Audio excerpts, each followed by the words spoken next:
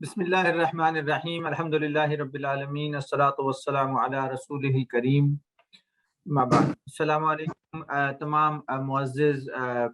شرکا کو میں سب کو سلام پیش کرتا ہوں اور میں اپنے معزز گیسٹ مفتی احسان کلیم صاحب کو خوش آمدید کہتا ہوں۔ السلام علیکم مفتی صاحب، بہت شکریہ آپ نے ہمیں آج جوائن کیا۔ آج کی ہماری ورکشاپ ایک بہت اہم موضوع یعنی تکافل کے حوالے سے ہے، اور آج ہم نے خاص طور پہ کوشش کی ہے کہ تکافل کو ہم تفصیل سے مفتی احسان صاحب سے ہمیں بتائیں گے، اور خاص اس کا فوکس یہ ہے کہ علماء کرام جو اسلامی بینکنگ یا اسلامی مالیاتی امور کے بارے میں مزید آگاہی حاصل کرنا چاہتے ہیں، اور وہ تکافل کے جو سبجیکٹ ہے، جو اس کا ماڈرن اس کی جو شکل ہے، اس کی جو امپلیمنٹیشن ہے، اس کے حوالے سے آج کے اس ویبینار اور اس ورکشاپ کا انعقاد کیا گیا ہے۔ اور I B S centre for excellence in Islamic finance کا یہ ایک آج کا ہمارا ایک طریقہ ہے کہ ہم جو موجودہ مسائل ہیں اسلامک معیشت اور فائنینس کے حوالے سے، اس پہ گاہے بگاہے اس طرح کے سیشنز کرتے رہتے ہیں۔ اور ہماری ایک سیریز چل رہی ہے علماء کرام کے لیے، جس میں ہم اسلامی بینکنگ اور اسلامی فائنینشیل سسٹم کے بارے میں ان کو ہم نے تعارف دیا، تو اسی کے حوالے سے آج کا یہ اسی سلسلے کی یہ کڑی بھی ہے۔ اور اس ویبینار کے لیے ہمارے ساتھ تعاون کیا ہے پاک قطر تکافل نے، اور ہم ان کے بھی بہت مشکور ہیں۔ اس ویبینار کا آغاز کرتے ہیں تلاوت قرآن پاک سے۔ اعوذ باللہ من الشیطان الرجیم، بسم اللہ الرحمن الرحیم، قل هو اللہ احد اللہ الصمد لم یلد ولم یولد ولم یکن له کفوا احد، صدق اللہ العظیم۔ ایک دفعہ میں پھر مفتی احسان کلیم صاحب کو اور تمام شرکا کو خوش آمدید کہتا ہوں۔ آج ہماری خوش نصیبی ہے کہ ہمارے پاس مفتی احسان صاحب نے ہمیں ٹائم دیا۔ ماشاءاللہ ایک بڑی وسیع تجربہ رکھتے ہیں اسلامک بینکاری کا، تکافل کا، جامعہ دارالعلوم سے وابستہ ہیں بحیثیت استاد، اور بہت سارے مالیاتی اداروں کے اندر شریعہ بورڈ کے چیئرمین کی حیثیت سے، شریعہ بورڈ کے ممبر کی حیثیت سے اپنی خدمات انجام دے رہے ہیں۔ اور خاص طور پہ تکافل کے حوالے سے مفتی صاحب کے اور اسلامی بینکنگ کے حوالے سے ان کی بڑی خدمات ہیں، بڑی ریسرچ ہے، اور ماشاءاللہ ہماری انڈسٹری کا اثاثہ ہیں۔ تو بلا کسی تاخیر کے میں مفتی صاحب کی طرف آؤں گا۔ ہمارا آج کا فارمیٹ یہ ہوگا کہ مفتی صاحب اپنی گفتگو فرمائیں گے، اور آپ لوگ اپنے سوالات چیٹ باکس میں کر سکتے ہیں، اور انشاءاللہ ہم کوشش کریں گے کہ جن سوالات تمام یعنی میکسیمم سوالات کے جوابات ہم حاصل کر سکیں۔ اور ہمارا یہ ٹارگٹ ہے کہ انشاءاللہ ہم 5 بجے تک کوشش کریں گے کہ اس ہمارے ویبینار کو ہم کنکلوڈ کر سکیں، کیونکہ تھوڑا عصر کا ٹائم جلدی آ گیا ہے کراچی میں، اور تو اس وجہ سے ہم نے 5 بجے کا ٹارگٹ رکھا ہے، اور اس کے آس پاس انشاءاللہ اس ویبینار کو کنکلوڈ کیا جائے گا۔ اس کے ساتھ ساتھ یہ ویبینار آپ زوم پہ جو شرکا شامل ہیں، اور یہ I B S centre for excellence in Islamic finance کے فیس بک پیج پہ بھی یہ ویبینار اویلیبل ہے، تو آپ وہاں بھی اس کو دیکھ سکتے ہیں۔ تو اسی ابتدائی گفتگو کے ساتھ میں مفتی احسان کلیم صاحب کو دعوت دیتا ہوں کہ مفتی صاحب آپ آئیں اور اس اہم موضوع پہ ہماری رہنمائی فرمائیں۔ بسم اللہ الرحمن الرحیم، الحمدللہ رب العالمین، والصلاة والسلام علی سید المرسلین وعلی آلہ وصحبہ اجمعین۔ میں آئی بی ایس سیف اور تمام منتظمین کا شکر گزار ہوں، اور احمد صاحب کا اور ان کی ٹیم کا کہ انہوں نے مجھے یہ خدمت کا موقع عنایت کیا۔ اس مختصر سے وقت کے اندر میرا موضوع تکافل کا بنیادی اسٹرکچر، اس کے بنیادی خد و خال کا تعارف، اور اس کی جو فقہی بنیادیں ہیں ان کا تعارف ہے۔ اور مجھے چونکہ بتایا گیا ہے کہ اس وقت سامعین میں زیادہ تر جو ہیں مدارس کے گریجویٹ اور علماء حضرات ہیں، تو اس لیے میں ان کی ضرورت کو پیش نظر رکھتے ہوئے تکافل کی فقہی بنیادوں کو بیان کرنے کی کوشش کروں گا، اور بعض سوالات جو تکافل سے متعلق کیے جاتے ہیں ان سوالوں کے بھی جوابات عرض کرنے کی کوشش کروں گا۔ اور چونکہ وقت کم ہے اس لیے کوشش میری یہ ہوگی کہ ہم 4:45 بجے تک اس سلسلہ گفتگو کو مکمل کریں، اور پھر اس کے بعد 15 منٹ سوالوں کو انشاءاللہ ہم دیں۔ لیکن اگر بات جو ہے وہ آج کی نشست میں تشنا رہ جائے، مکمل نہ ہو، تو انشاءاللہ اس طرح کی ایک اور نشست کا بھی انتظام جو ہے وہ کیا جا سکتا ہے، اس لیے کہ یہ ایک اہم موضوع ہے۔ تو سب سے پہلے تو یہ سمجھ لیجئے کہ انشورنس یہ ایک کمرشل نیڈ ہے اور یہ ایک فائنینشل ارینجمنٹ ہے۔ یہ کیا ہے اور ایک فرد انشورنس کی طرف جو ہے وہ کیوں راغب ہوتا ہے، یہ اس کی کیسے ایک ضرورت ہے؟ وہ اس طریقے سے کہ ہر فرد کچھ خطرات سامنے رکھتا ہے۔ اس کو یہ خطرہ ہوتا ہے کہ اس کی جو قیمتی چیزیں ہیں ان کو کوئی نقصان نہ پہنچ جائے۔ مثال کے طور پہ اس کے پاس سواری ہے، موبائل ہے، یا اگر وہ کوئی کاروبار ہے تو اس کی انوینٹری ہے، ان چیزوں کو کوئی نقصان نہ پہنچ جائے، اور اگر اس کو نقصان پہنچے تو جو معاشی نقصان ہوگا اس کو پورا کرنا اس کے لیے مشکل ہوگا، اور اس معاشی نقصان کو کیسے پورا کیا جائے۔ اسی طریقے سے انسانی زندگی، اس کا وقت تو اللہ تعالیٰ ہی کو معلوم ہے، لیکن اگر کسی کی زندگی ختم ہو جاتی ہے تو اس کے پسماندگان کو معاشی نقصان اور معاشی ضرورتیں پوری نہ ہونے کا خطرہ یہ پیش آتا ہے۔ تو یہ بھی ایک ضرورت ہے کہ ایک فرد یہ چاہتا ہے کہ کوئی ایسا انتظام ہو جائے کہ اگر میرا ایک مخصوص وقت کے اندر انتقال ہو جائے تو میرے پسماندگان کو کچھ مل جائے جس سے کہ وہ اپنی معاشی ضرورت پوری کر سکیں۔ یہ افراد کی ضرورت ہے، اور زمانے سے اس ضرورت کو پورا کرنے کا ایک معاشی طریقہ کار، ایک کمرشل طریقہ کار اختیار کیا گیا ہے۔ وہ زمانہ تو بہت پرانا ہو گیا جب اس قسم کی ضرورتیں معاشرتی طور پر، باہمی طور پر، خاندانی طور پر پوری کر لی جاتی تھی، اور آج بھی یقیناً ایسے معاشرے ہوں گے جہاں پر اس قسم کی ضروریات کو مل بانٹ کر پورا کر لیا جاتا ہے۔ لیکن ظاہر سی بات ہے کہ ایسا بہت ہی محدود اور بعض خاندانوں کے اندر، اور ظاہر ہے کہ شہری زندگی کے اندر اس کا تصور نہیں ہے، تو اس کے لیے بہت زمانے سے انشورنس کا طریقہ کار اختیار کیا جاتا ہے۔ انشورنس اس ضرورت کا کیا حل پیش کرتی ہے، اور انشورنس سے میری مراد تکافل بھی انشورنس ہی کا ایک طریقہ ہے۔ ورڈ انشورنس کے اندر کوئی خرابی نہیں ہے، لیکن انشورنس سے میری مراد ہے رواجی طریقہ، کنونشنل طریقہ انشورنس کا۔ اس کے اندر یہ کیا جاتا ہے کہ تمام افراد کچھ پیسے ادا کرتے ہیں، اور جو پیسے وہ ادا کرتے ہیں اس کا مجموعہ اتنا ہوتا ہے کہ اس کے ذریعے سے جن افراد کو واقعتاً نقصان پیش آئے گا ان کے نقصانات کا ازالہ بھی کیا جا سکتا ہے، اور اس سے انتظامی اخراجات بھی پورے کیے جا سکتے ہیں، اور جو یہ کام کر رہی ہے، یہ خدمات انجام دے رہی ہے، اس کے لیے اس میں سے نفع بھی نکل سکتا ہے۔ چنانچہ اس کے لیے انشورنس کا معاہدہ کیا جاتا ہے۔ انشورنس کا معاہدہ یہ ہوتا ہے کہ ایک فرد ایک انشورنس کمپنی سے رابطہ کرتا ہے،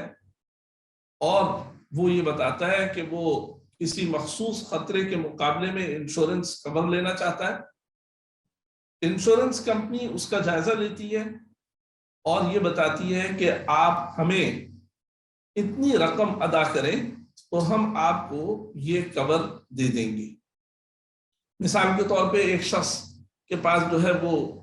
گاڑی ہے جس کی مالیت 20 لاکھ روپے ہے، اور وہ یہ چاہتا ہے کہ اگر میری گاڑی کو مخصوص نقصان پیش آ جائے، جل جائے، چوری ہو جائے خدا نخواستہ، یا اس کے اندر اور اس قسم کا کوئی نقصان ہو جائے، تو اس نقصان کی تلافی کر دی جائے۔ تو انشورنس کمپنی اس کو یہ بتاتی ہے کہ آپ ہمیں اتنی رقم ادا کریں،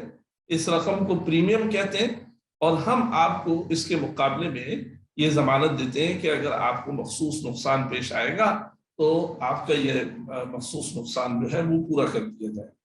اب یہ ایک معاہدہ ہوتا ہے، ظاہر ہے کہ اس معاہدے کی تفصیلات ہوتی ہیں، اس کے اندر شرائط ہوتی ہیں، اس میں کون سی صورتحال جو ہے وہ داخل ہے اور کون سی صورتحال جو ہے وہ داخل نہیں ہے، یہ ساری تفصیلات اس کے اندر مہیا ہوتی ہیں۔ یا مثال کے طور پہ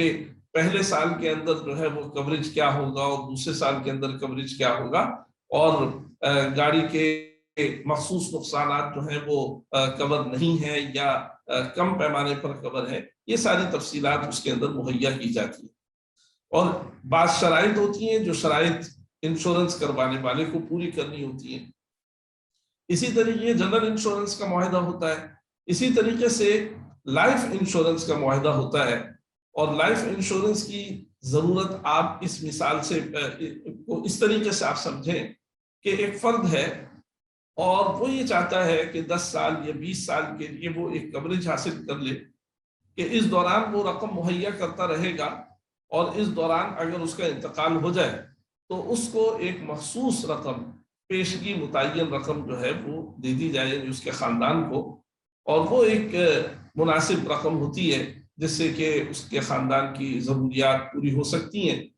اور اگر اس دوران اس کا انتقال نہ ہو اور وہ یہ 10 سال یا 20 سال جو بھی مدت ہے اگر پوری کر لے تو اس کے اختتام پر اس کو ایک رقم مل جائے۔ تو یہ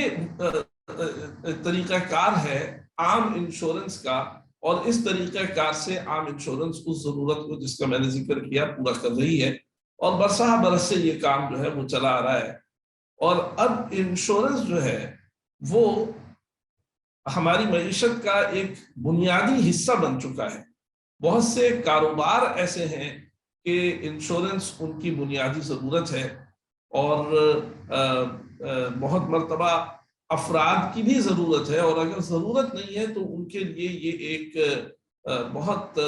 مفید چیز ہے، یعنی اگر صرف اس کی معاشی حقیقت کو پیش نظر رکھا جائے۔ علماء نے جب اس کا جائزہ لیا اس طریقہ کار کا، تو علماء نے اس کے طریقہ کار کے اوپر اعتراض کیا۔ انہوں نے اس کے نظریے کے اوپر یا جس ضرورت کو اس طریقہ کار سے پورا کیا جا رہا تھا اس کے اوپر کوئی اعتراض نہیں کیا۔ جو معاہدہ انشورنس کروانے والے اور انشورنس کرنے والے کے درمیان ہو رہا ہے، اس معاہدے کے اوپر انہوں نے اعتراض کیا، اور انہوں نے کہا کہ چونکہ اس معاہدے کے روح سے انشورنس کروانے والا ایک رقم مہیا کرتا ہے انشورنس کرنے والے کو، اور یہ معاملہ براہ راست صرف 2 فریقوں کے درمیان وجود میں آتا ہے، انشورنس کرنے والے اور انشورنس کروانے والے کے درمیان، اور انشورنس کرنے والا ایک رقم دیتا ہے اور اس کے مقابلے میں انشورنس کروانے والا رقم دیتا ہے، اور انشورنس کرنے والا یہ عہد کرتا ہے، یہ التزام کرتا ہے، یہ انڈرٹیک کرتا ہے کہ مخصوص حد تک آپ کا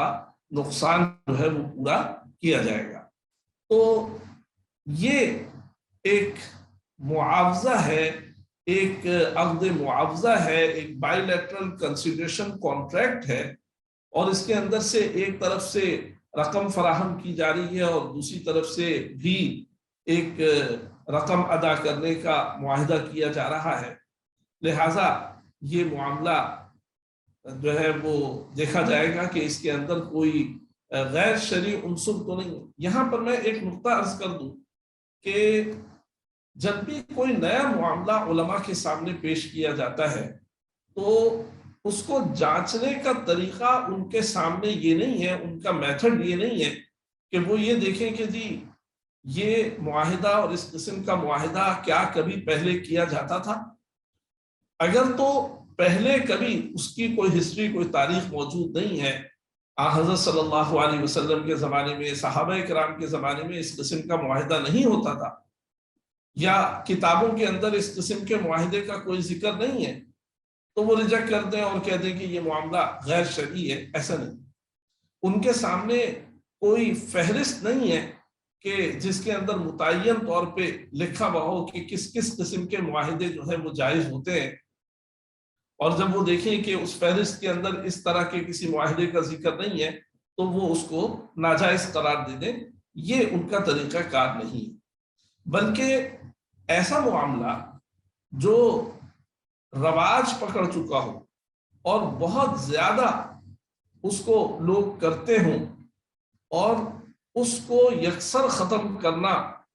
بہت زیادہ مشکل ہو، تو ایسی صورت میں علماء اس بات کی کوشش کرتے ہیں کہ اس معاہدے کے اندر صرف وہ باتیں تبدیل کی جائیں جن باتوں کی وجہ سے وہ معاہدہ شریعت کے صریح طور پہ خلاف ہو رہا ہے، اور ان چیزوں کو صحیح کر کے اور درست کر کے اس کو کم از کم جواز کی حدود کے اندر جو ہے وہ لے آئیں. یہ طریقہ کار جو ہے وہ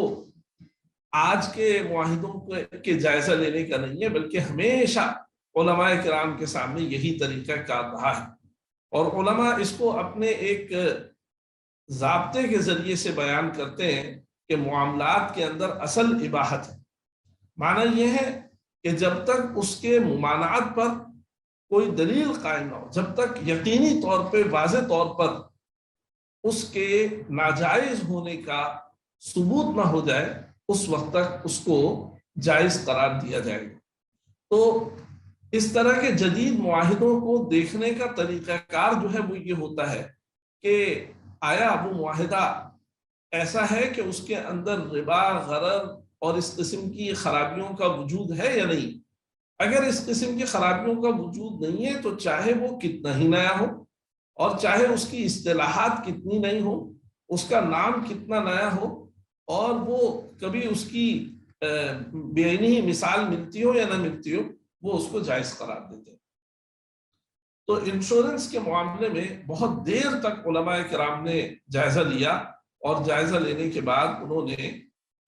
اس کو فنی بنیادوں پر غلط قرار دیا اور اس کا متبادل بھی بیان کیا. اور متبادل جو ہے وہ یہ بیان کیا، میں اس وقت کن فنی بنیادوں پر انشورنس کو، کنونشنل انشورنس کو ناجائز قرار دیا گیا اور شریعت کے بعض اصولوں سے متصادم قرار دیا گیا، اس کی تفصیل میں نہیں جا رہا. وجہ اس کی یہ ہے کہ مجھے اس وقت گفتگو جو ہے وہ تکافل کے اوپر کرنی ہے اور اس میں وقت لگے گا. یہ تو میں ایک پس منظر آپ کے سامنے رکھنے کے لیے عرض کر رہا ہوں. تو علماء نے متبادل یہ بیان کیا کہ اس کا متبادل یہ ہے کہ بیمہ تعاونی کے انداز کا کوئی طریقہ کار اختیار کیا جائے. اس کو کہتے ہیں میوچل انشورنس، اور عربی میں اس کے لیے التامین التعاونی کا لفظ استعمال ہوتا ہے. کتابوں کے اندر جو ہے بہت سے مجامع فقہیہ میں ہونے والی گفتگو کا حوالہ اور ان کی کارگزاری موجود ہے کہ علماء نے اس کا جائزہ لینے کے بعد یہ تجویز دی کہ بیمہ تعاونی کے طرز کا کوئی طریقہ کار اختیار کیا جائے تو وہ درست ہے. اور یہ میں گفتگو جو ہے یہ پاکستان یا ہندوستان میں نہیں ہوئی، بلکہ یہ بعد میں تو ہندوستان کے اندر بھی ہوئی، لیکن شروع میں یہ جو ہے وہ عرب دنیا کے اندر اور عرب علماء کے درمیان یہ گفتگو ہوئی اور وہ موجود ہے اور بڑے پیمانے پہ اس میں علماء نے شرکت کی. بیمہ تعاونی کیا ہوتا ہے؟ بیمہ تعاونی جو ہے وہ انشورنس ہی کے قسم ہے، اور اس کے اندر ہوتا یہ ہے کہ وہ افراد جو کوریج حاصل کرنا چاہتے ہیں وہ پیسے ڈالتے ہیں، اور جو پیسے وہ جمع کرتے ہیں ان کے پیسے کو مینیج کیا جاتا ہے، اس کو انویسٹ کیا جاتا ہے، اور انہی پیسوں میں سے انہی افراد کو جو نقصان پیش آتا ہے وہ نقصان ان افراد کا پورا کیا جاتا ہے. گویا جو رقم انہوں نے فراہم کی ہے وہ رقم ایک اعتبار سے پریمیم بھی ہے اور ایک اعتبار سے وہ یعنی جو ہے وہ کیپٹل بھی ہے، سرمایہ بھی ہے. وہی پیسہ راس المال بھی ہے، یعنی اس پیسے کے ذریعے سے وہ کمپنی کے اندر شریک ہیں اور اس پیسے کے ذریعے سے ان کو کوریج بھی مل رہا ہے. یا دوسرے الفاظ میں آپ یوں کہیں گے کہ شرکاء ہیں اور وہ کاروبار کر رہے ہیں یا پیسے کی سرمایہ کاری کر رہے ہیں، اور ساتھ میں انہوں نے یہ بھی طے کیا ہوا ہے کہ ہم میں سے اگر کسی کو کوئی مخصوص نقصان پیش آئے گا تو ہمارے اس مشترکہ پیسے میں سے ہی وہ نقصان جو ہے وہ پورا کیا جائے گا۔ یہ طریقہ کار جو ہے اس زمانے کے علماء نے تجویز کیا، اور انہوں نے یہ نہیں کہا کہ نہیں یہ طریقہ اختیار کیا جائے، بلکہ انہوں نے کہا کہ اس کو بنیاد بنایا جائے۔ لیکن جس وقت عملاً متبادل کو اختیار کیا گیا تو اس کے اندر کچھ تبدیلیاں کرنی پڑی، اور وہ تبدیلیاں ناگزیر تھیں۔ وجہ اس کی یہ ہے کہ یہ جو میوچل انشورنس کا طریقہ کار ہے، بیمہ تعاونی کا جو طریقہ کار ہے، اس کو بہت بڑے پیمانے کے اوپر اختیار نہیں کیا جا سکتا۔ یہ مخصوص افراد کے درمیان ہی وجود پذیر ہو سکتا ہے جن کے خطرات ایک جیسے ہوں اور جو اس بات کے اوپر اتفاق کریں کہ وہ ایک شرکت کا حصہ بن جائیں گے۔ تو غالباً سب سے پہلے جو ہے اس کا متبادل عملی طور پہ یعنی ایسی صورت میں جس کو کہ کہا جائے کہ وہ ایک عملی طریقہ کار ہے اور وہ ایک قابل عمل طریقہ کار ہے، وہ ملیشیا کے اندر شروع ہوا۔ تو وہاں پر یہ کیا گیا کہ ایک کمپنی جو کہ انشورنس کمپنی کا لائسنس رکھتی ہے، اس نے افراد سے کہا کہ آپ جو ہیں وہ کنٹریبیوٹ کریں اور ایک فنڈ کے اندر کنٹریبیوٹ کریں، اور وہ فنڈ آپ کا ہی ہوگا اور اس فنڈ سے آپ کے ہی نقصانات کی تلافی ہوگی، اور ہم اس فنڈ کو آپ کے لیے مینیج کریں گے۔ تو اب یہاں پر گویا 3 فریق ہو گئے۔ ایک وہ افراد ہیں جو خطرات کے مقابلے میں کوریج چاہتے ہیں، ایک وہ کمپنی ہے جو اس پورے معاملے کو جو ہے وہ چلائے گی، اس کا انتظام کرے گی۔ اور ظاہر سی بات ہے کہ جب یہ افراد پیسے اپنی انفرادی جیب سے نکال کر ایک مشترک کھاتے کے اندر ڈال دیں گے تو ایک فنڈ وجود میں آ جائے گا۔ اب اس کمپنی اور فنڈ کے درمیان کیا تعلق ہے؟ بعض نے تو کہا کہ یہ وکالہ کا تعلق ہے، یہ کمپنی جو ہے یہ وکیل ہے اور یہ اجیر ہے، اور یہ سارے کام جو ہیں ان افراد کے لیے اور ان کے مشترکہ فنڈ کے لیے انجام دے رہی ہے، لہٰذا اس کو ایک وکالہ کی فی ملنی چاہیے۔ اور اسی طریقے سے یہ ایڈمنسٹریشن اور انتظامی کاموں کے ساتھ ساتھ اسی فنڈ کے پیسے کو انویسٹ بھی کرے گی، لہٰذا اس کو جو ہے وہ انویسٹمنٹ مینجمنٹ کے مقابلے میں بھی کچھ ملنا چاہیے، چاہے وہ اجرت ہو اور چاہے وہ مضارب کی طرح جو ہے وہ پروفٹ کا ایک حصہ ہو۔ اور بعض نے یوں کہا، بعض علماء نے یوں سمجھا کہ نہیں، یہ تمام افراد جو ہیں یہ ارباب الاموال ہیں اور یہ انہی کا پیسہ ہے، اور یہ ارباب الاموال کا پیسہ جو ہے انویسٹ بھی کیا جاتا ہے، اور یہ کمپنی جو ہے یہ مضارب ہے، لہٰذا جو اس کے اندر سے بچے گا وہ گویا کہ یعنی تمام جو اخراجات ہیں ان کو پورا کرنے کے بعد، نقصانات ہوئے اور نقصانات کو پورا کرنے کے بعد،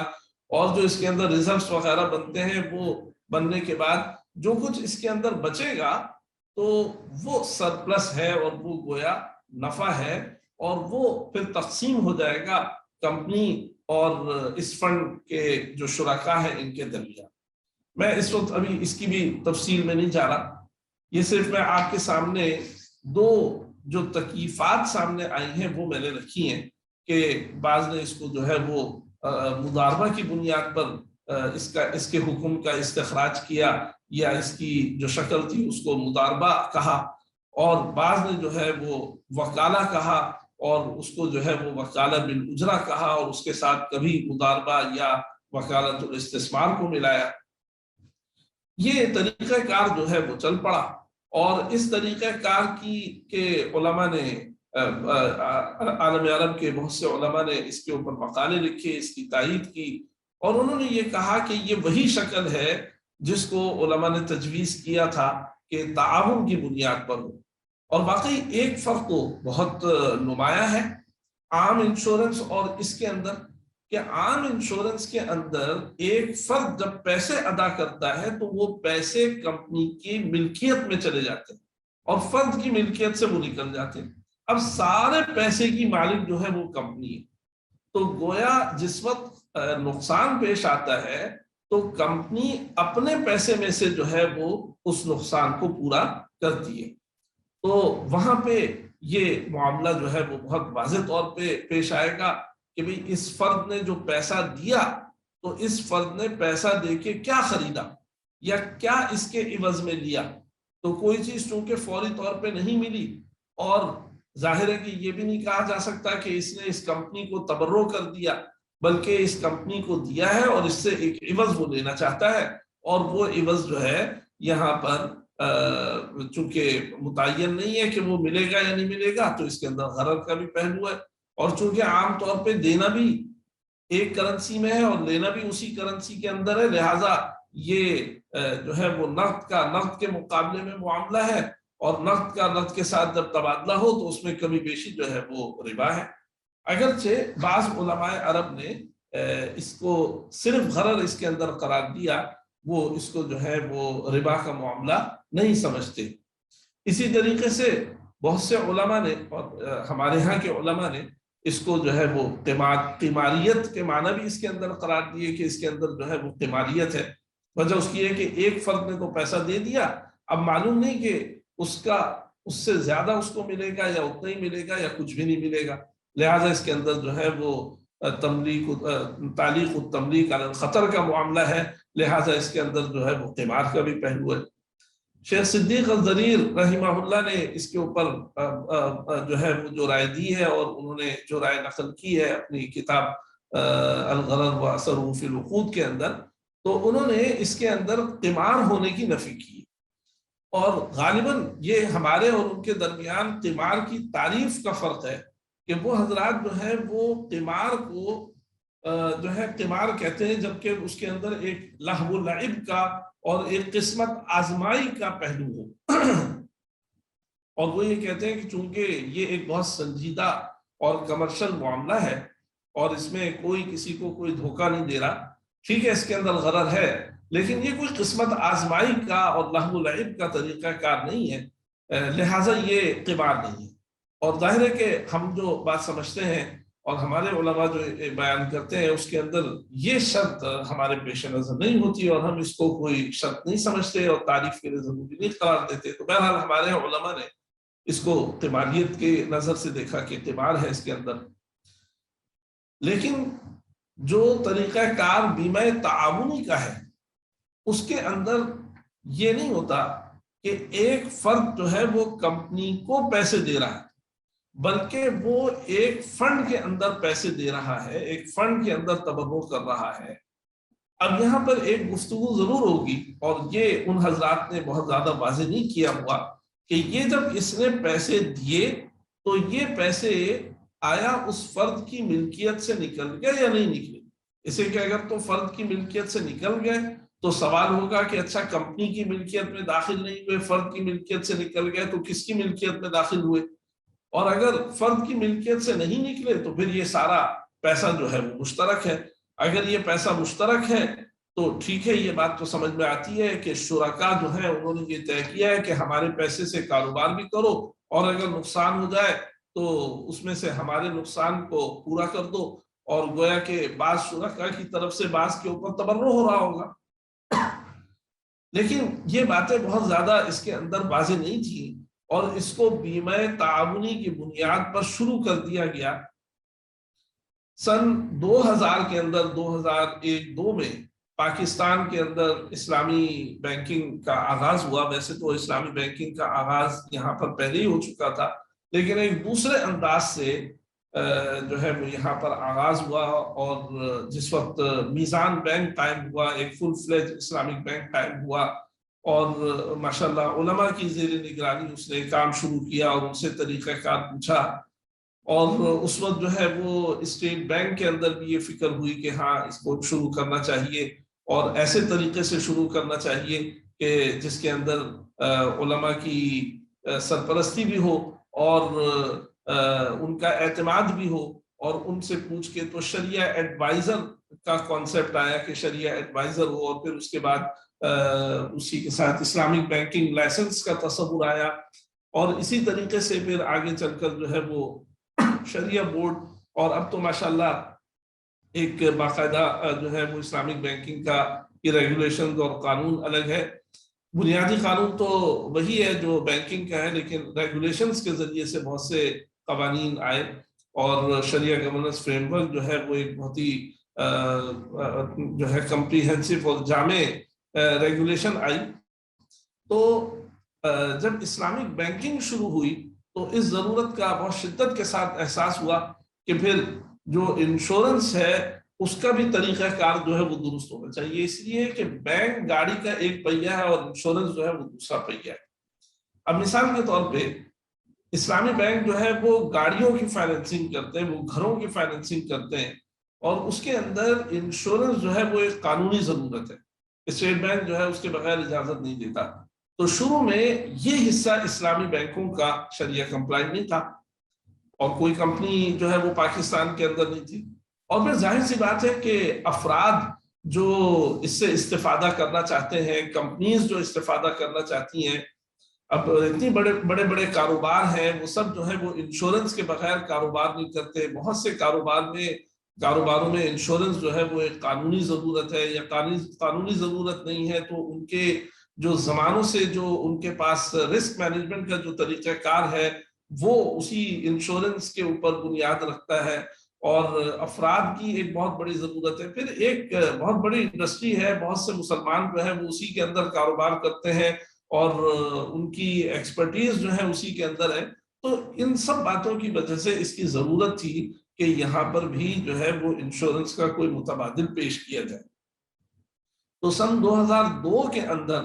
حضرت مفتی تقی عثمانی صاحب دامت برکاتہم نے علماء کا ایک سرکردہ اجلاس بلایا، جس میں پاکستان سے باہر کے علماء بھی شریک ہوئے، اور سب نے جو اس وقت تک کی تکافل کی صورتیں موجود تھیں ان کے اوپر غور کیا۔ تو تکافل کا بیمہ تعاونی کی بنیاد پر ہونا یہ بات تو سمجھ میں آئی، لیکن وہاں یہ اشکال جو ہے وہ رہا کہ افراد جو تبرع کرتے ہیں یا رقم دیتے ہیں وہ افراد کی ملکیت میں رہتی ہے یا افراد کی ملکیت سے نکل جاتی ہے، اور اگر افراد کی ملکیت سے نکل جاتی ہے اور کمپنی کی ملکیت میں بھی نہیں جاتی تو آخر وہ کس کی ملکیت میں جو ہے وہ رہتی ہے۔ اور پھر ایک بات وہاں پر آئی، اور وہ ایک پس منظر ہے کہ غالباً 60 یا 70 کی دہائی میں ہمارے پاکستان کے علماء اور ہمارے اسلاف اور بزرگ علماء انہوں نے اس زمانے میں جائزہ لیا تھا انشورنس کا، اور انہوں نے جائزہ لیا تھا لائف انشورنس کا، اور اس کے لیے انہوں نے ایک متبادل تجویز کیا تھا، اور وہ پوری رویداد جو ہے وہ بیمہ زندگی کے نام سے حضرت مفتی محمد شفیع صاحب رحمۃ اللہ علیہ کا رسالہ ہے، اس کے اندر موجود ہے،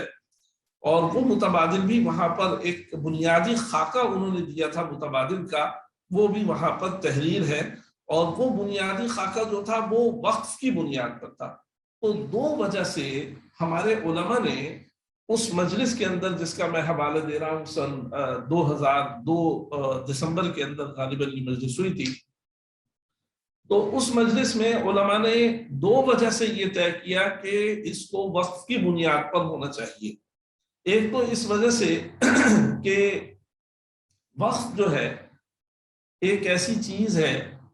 کہ جس کے اندر مالک بننے کی اور مالک بنانے کی صلاحیت موجود ہے۔ اگرچہ علماء نے کبھی بھی زمانے قدیم میں شخص قانونی یا لیگل کیا کہنا چاہیے کہ بس ایک اس وقت یہی لفظ ذہن میں آ رہا ہے، تو شخص قانونی کی کوئی اصطلاح جو ہے وہ کوئی فقہی اصطلاح نہیں ہے، اور نہ فقہا نے اس کو استعمال کیا ہے،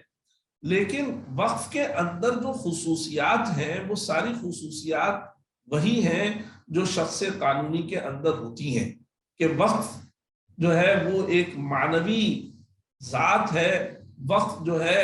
اس کے وہ امپلائی کر سکتا ہے، یعنی وہ کسی کو اپنے پاس ملازم رکھ سکتا ہے،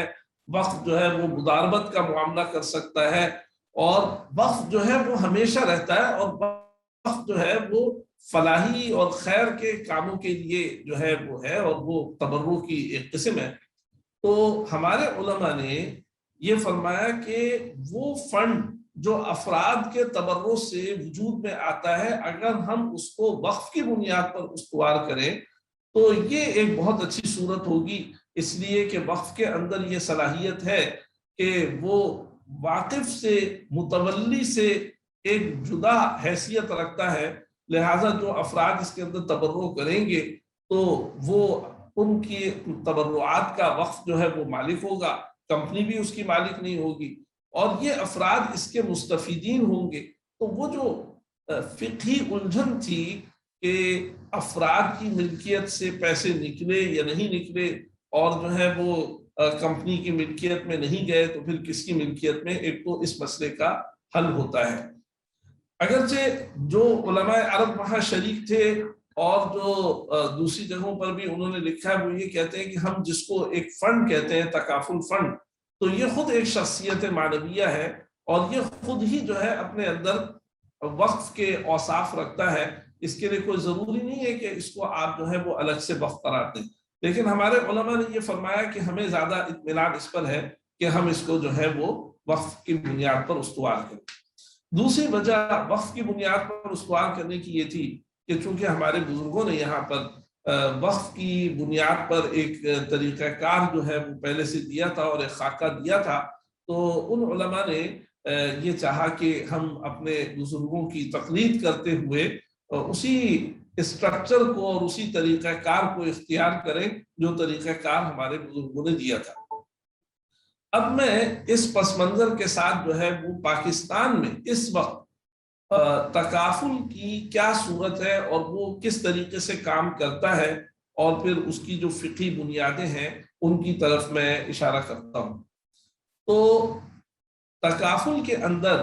سب سے پہلے ایک وقف قائم کیا جاتا ہے، اور یہ کوئی ضروری نہیں تھا کہ یہ وقف جو ہے وہ کمپنی خود قائم کرے، یہ کوئی بھی قائم کر سکتا تھا، اور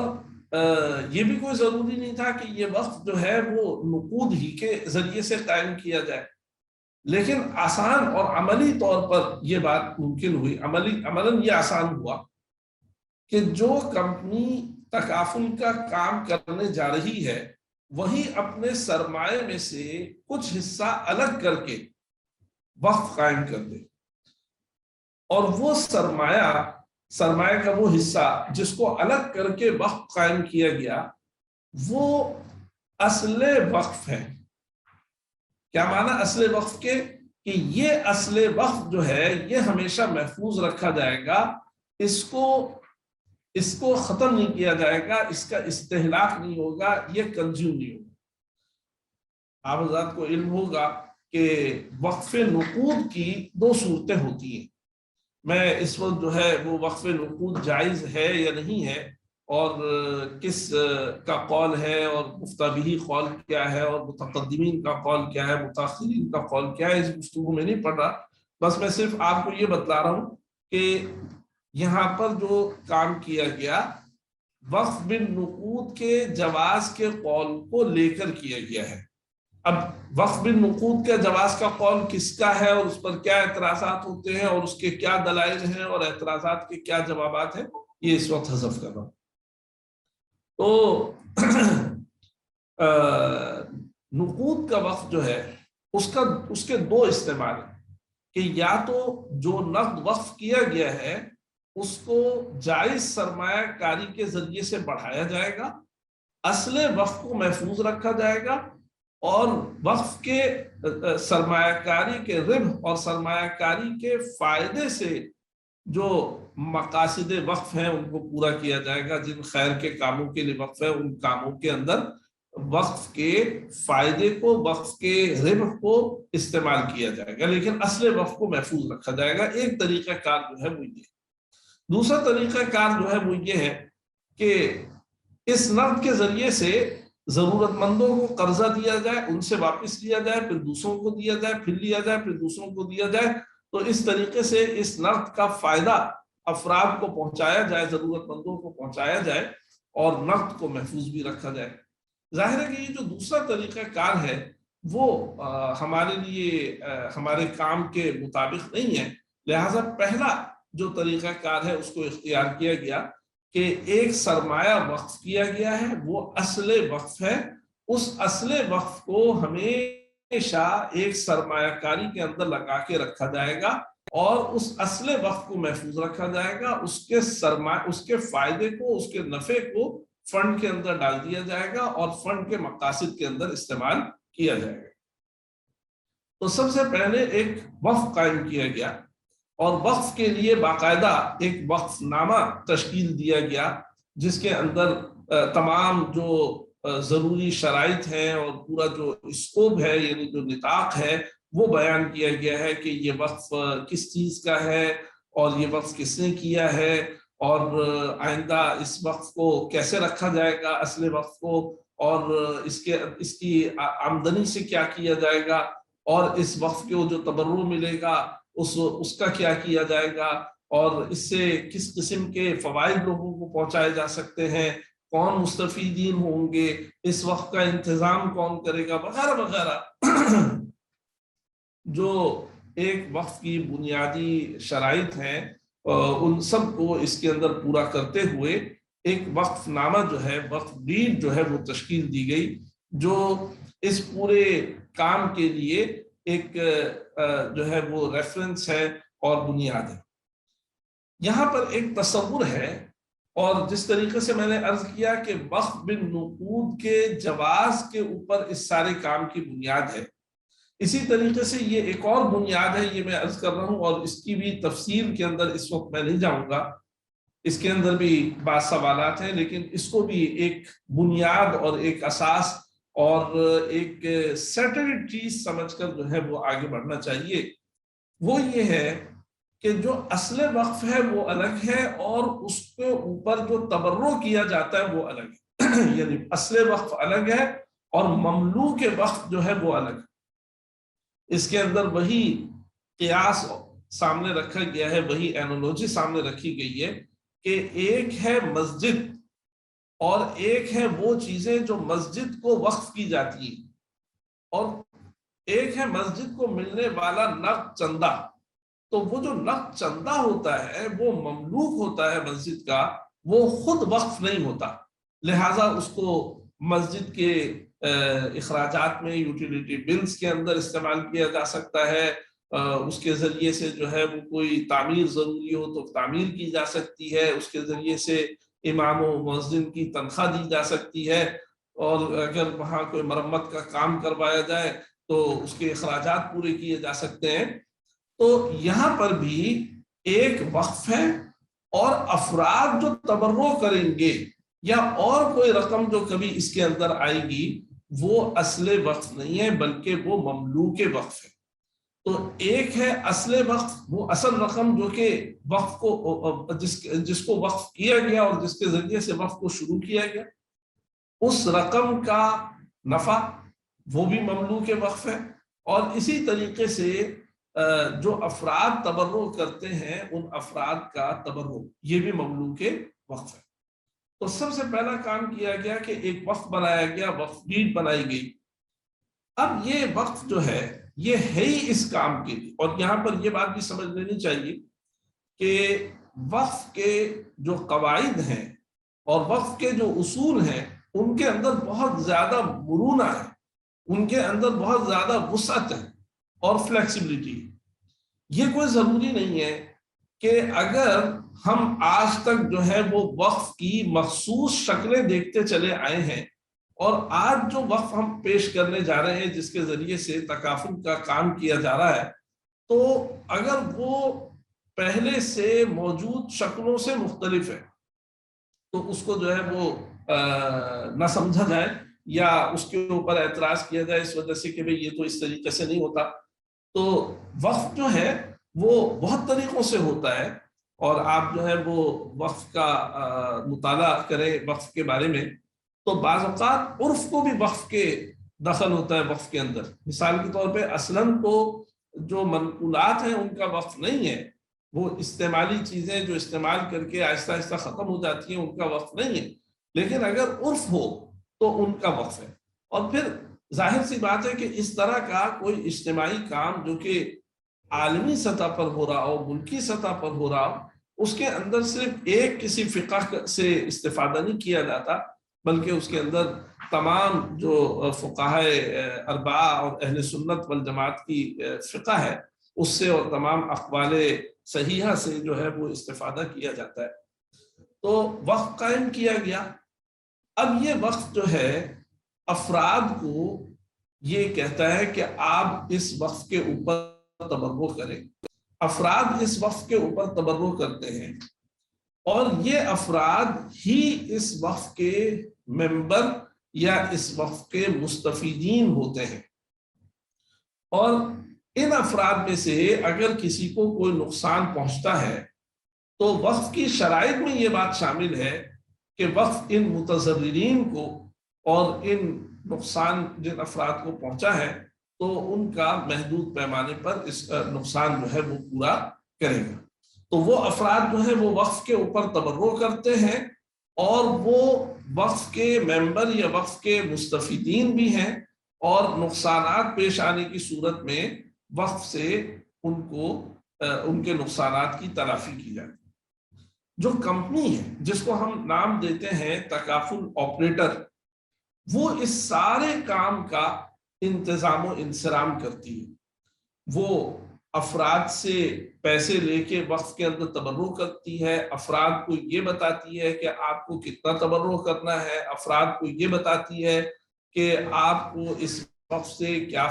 فوائد حاصل ہوں گے، اور پھر جب افراد میں سے کسی کو کوئی نقصان پہنچتا ہے تو ان کے نقصانات کا جائزہ لینا اور پھر وقف سے ان کے نقصانات کو جو ہے پورا کرنا۔ اسی طریقے سے جو اخراجات ہیں، جو اور انتظامی کام ہیں، یہ سارے کام کرنا یہ کمپنی کا کام ہوتا ہے۔ اب اس کمپنی کو کیا ملتا ہے اور یہ کمپنی جو ہے وہ کس مقصد کے لیے یہ سارے کام کرتی ہے، یہ سمجھ لینا چاہیے کہ یہ کمپنی جو ہے یہ ایک کمرشل اور تجارتی کمپنی ہے۔ اس کا وقف کے ساتھ جو تعلق ہے، اس کا افراد کے ساتھ جو تعلق ہے، وہ تبرع کی بنیاد پر نہیں ہے، وہ تجارتی بنیادوں پر ہے، کمرشل بنیادوں پر ہے۔ آپ اس کو یوں سمجھیں کہ وقف جو ہے وہ ایک چیریٹیبل انسٹیٹیوشن ہے، اور اس چیریٹیبل انسٹیٹیوشن کے لیے ایک کمپنی اس چیریٹیبل انسٹیٹیوشن کے کاموں کو چلانے کے لیے ایک ٹیکنیکل کمپنی کو آؤٹ سورس کر دیا گیا کہ اس کے سارے کام جو ہے وہ ایک ٹیکنیکل کمپنی جو ہے وہ رن کرے گی۔ تو ظاہر سی بات ہے کہ وہ ٹیکنیکل کمپنی اپنے اخراجات اور اپنی اجرت جو ہے وہ لے گی۔ تو یہ جو تکافل کمپنی ہے یہ وقف کی مالک نہیں ہے، وقف کے جو مملوکات ہیں ان کی مالک نہیں ہے، وہ بالکل الگ ہے، جدا ہے۔ یہ کمپنی آپریٹر ہے، یہ اس پورے کام کو رن کرے گی اور چلائے گی۔ اس کے اپنے شیئر ہولڈرز ہیں، ان شیئر ہولڈرز کا اپنا سرمایہ ہے۔ وقف کے اموال اور شیئر ہولڈر کے اموال کے درمیان جو ہے وہ ایک لکیر ہے، اور بالکل وہ الگ الگ ہیں، ان کے حسابات الگ الگ ہیں، ان کے اکاؤنٹس الگ الگ ہیں، ہر چیز جو ہے وہ واضح طور پہ الگ الگ ہوتی ہے۔ اس کے اندر کوئی کومنگلنگ اور کوئی مکسنگ جو ہے وہ نہیں ہوتی، اور نہ حسابات اور طریقہ کار ایسا ہے کہ اس کا کوئی امکان۔ اب یہ کمپنی جو ساری سروسز دے رہی ہے، یہ بنیادی طور پہ دو سروسز دے رہی ہے۔ ایک کو آپ کہہ سکتے ہیں انتظامی سروسز، اور دوسرے کو آپ کہہ سکتے ہیں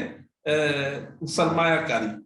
تو انتظامی سروسز کے مقابلے میں اس کو وکالہ فی یعنی اجرت ملتی ہے، اور جو سرمایہ کاری ہے اس کے مقابلے میں اس کو سرمایہ کے نفع میں سے کچھ حصہ یا اس کی ایک الگ اجرت جو ہے ملتی ہے۔ تو اب یہاں پر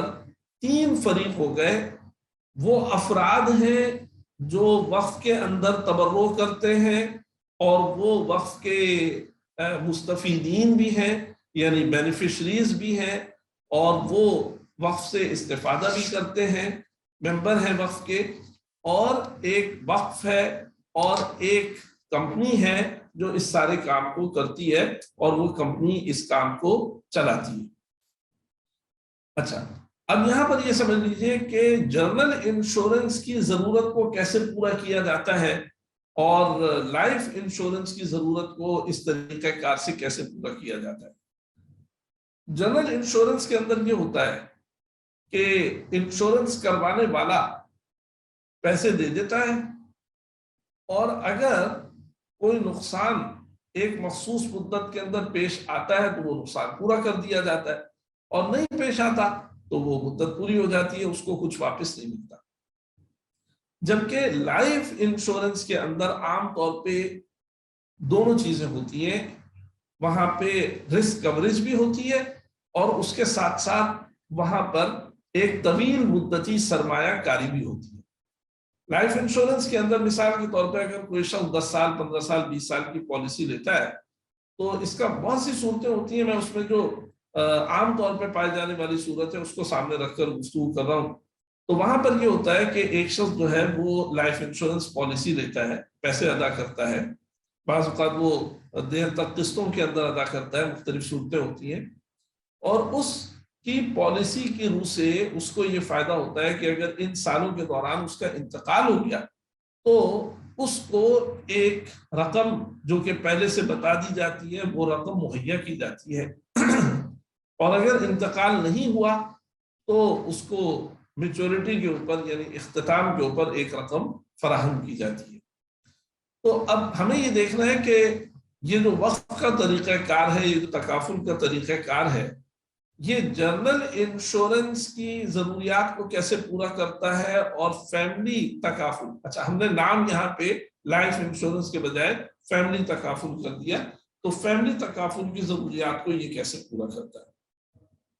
تو جنرل انشورنس کی ضروریات تو اسی طریقے سے پورا ہوتی ہیں کہ جو افراد ہیں وہ وقف کو تبرع کرتے ہیں اور پھر وہ وقف کے ممبر رہتے ہیں ایک مخصوص مدت تک، اور اس مخصوص مدت کے دوران اگر ان کا کوئی نقصان پیش آتا ہے تو وقف کے ذریعے سے ان کے نقصان کی تلافی کر دی جاتی ہے، اور اگر وہ مدت پوری ہو جاتی ہے تو ان کی ممبرشپ جو ہے وہ ختم ہو جاتی ہے۔ اگر وہ چاہیں دوبارہ اپنی ممبرشپ رینیو کروانا تو وہ کروا سکتے ہیں، اور اس کے لیے وہ دوبارہ اس کو تبرع کرتے ہیں، اور اگر وہ نہ کروانا چاہیں تو وہ نہیں کرواتے۔ اسی طرح اور جو لائف انشورنس کا متبادل ہے یعنی فیملی تکافل، وہ وقت کے ذریعے سے اس تکافل کے ذریعے سے اس ضرورت کو کیسے پورا کیا جاتا ہے اس کو ذرا سا سمجھنا، اس میں تھوڑی سی زیادہ تفصیل ہے۔ اس کے اندر یہ ہوتا ہے کہ فرد ضرورت وہی پیش نظر رکھیے گا کہ 10 سال 15 سال 20 سال اس کے پیش نظر ہیں، اور وہ یہ چاہتا ہے کہ اس دوران میں اگر انتقال ہو جاتا ہے میرا تو مجھے ایک مناسب رقم جو ہے فراہم کر دی جائے میرے پسماندگان کو، اور اگر میرا انتقال نہیں ہوتا تو مجھے جو ہے طویل مدتی سرمایہ کاری کا فائدہ حاصل ہو۔ تو اس کے اندر یہ کیا جاتا ہے کہ فرد جو رقم ادا کرتا ہے وہ رقم اس کے ایک ذاتی کھاتے میں ایک پرسنل اکاؤنٹ کے اندر آتی ہے۔ آپ اس کو جو ہے وہ کہہ سکتے ہیں PIF، پارٹیسپینٹ انویسٹمنٹ فنڈ، یعنی وہ اس کا ایک سرمایہ کاری کھاتا ہے، میں اس کو سرمایہ کاری کھاتا کہوں گا، اس کے اندر یہ رقم آتی ہے۔ وہاں سے کچھ کٹوتیاں ہوتی ہیں۔ وہ کٹوتیاں کیا ہوتی ہیں کہ کمپنی نے اس فرد کو جو سروسز دی ہیں، اس کو تعارف کروایا ہے، اس کو جو ہے وہ اس کام کے اندر لے کر آئے ہیں، اس کو اس کام کے اندر ایکسپٹ کیا ہے، تو کمپنی اور آئندہ بھی اس کو سروسز دے گی تو کمپنی اس میں سے ایک کٹوتی کرتی ہے، اور وہ کٹوتی جو ہے بڑا حصہ اس کا وہ کمپنی کے پاس جاتا ہے۔ یہ اور بات ہے کہ ابتدائی سالوں میں خود کمپنی کا بھی خرچہ بہت زیادہ ہوا ہوتا ہے، تو کمپنی کو اس میں سے بچتا بہت کم ہے۔ اسی طریقے سے اسی میں سے ایک حصہ جو ہے وہ وقف کو چلا جاتا ہے، جو وقف کے اندر تبرع ہو جاتا ہے۔ اب اس کے بعد جو بھی پیسہ اس کے سرمایہ کاری کھاتے میں رہا اس کو اس کی سرمایہ کاری کی جاتی ہے، اور ظاہر سی بات ہے چونکہ پورا طریقہ کار جو ہے وہ شریعہ کمپلائنٹ ہے، تو جو سرمایہ کاری کی جاتی ہے وہ بھی شریعہ کمپلائنٹ طریقوں سے کی جاتی ہے۔ اس وقت اس کی تفصیل کو بھی میں حذف کر رہا ہوں۔ اب یہ اور اس کا کچھ پیسہ جو ہے وہ میں نے عرض کیا کہ کٹ کر جو ہے وہ وقف فنڈ کے اندر یعنی تکافل فنڈ کے اندر چلا گیا۔ اب ہر سال یہ مزید جو ہے پیسہ دیتا رہتا ہے، عام طور پہ یہی طریقہ ہوتا ہے، منتھلی قسطیں بھی ہو سکتی ہیں، سہمائی قسطیں بھی ہو سکتی ہیں، ششماہی قسطیں بھی ہو سکتی ہیں، سالانہ قسطیں بھی ہو سکتی ہیں، اور یہ بھی ہو سکتا ہے کہ بالکل ابتدائی میں جو ہے وہ ایک ساتھ بڑی رقم ادا کر دی جائے، مختلف صورتیں ہوتی ہیں۔ تو وقتاً فوقتاً اس کے سرمایہ کاری کھاتے میں سے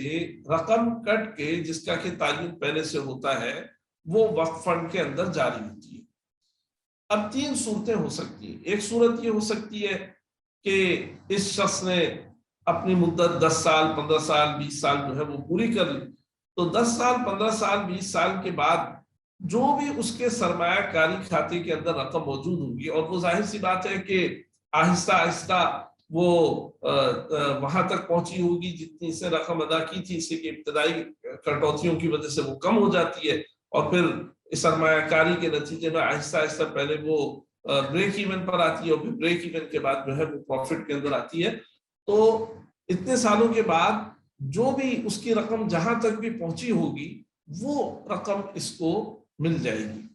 لیکن اگر اس دوران میں اس کا انتقال ہوتا ہے، دوسری صورت یہ ہے کہ اس دوران میں اگر اس کا انتقال ہوتا ہے تو ایک تعاون کی جاتی ہے، اس کو ہم کہتے ہیں سم کورڈ، کہ وہ فراہم کی جائے گی تکافل فنڈ سے۔ مثال کے طور پہ اس کی رقم رکھی گئی ہے 20 لاکھ روپے۔ اب جس وقت اس کا انتقال ہوا، اس کے سرمایہ کاری کھاتے کے اندر جو ہے وہ 12 لاکھ روپے موجود تھے، تو یہ 12 لاکھ روپے تو اس کے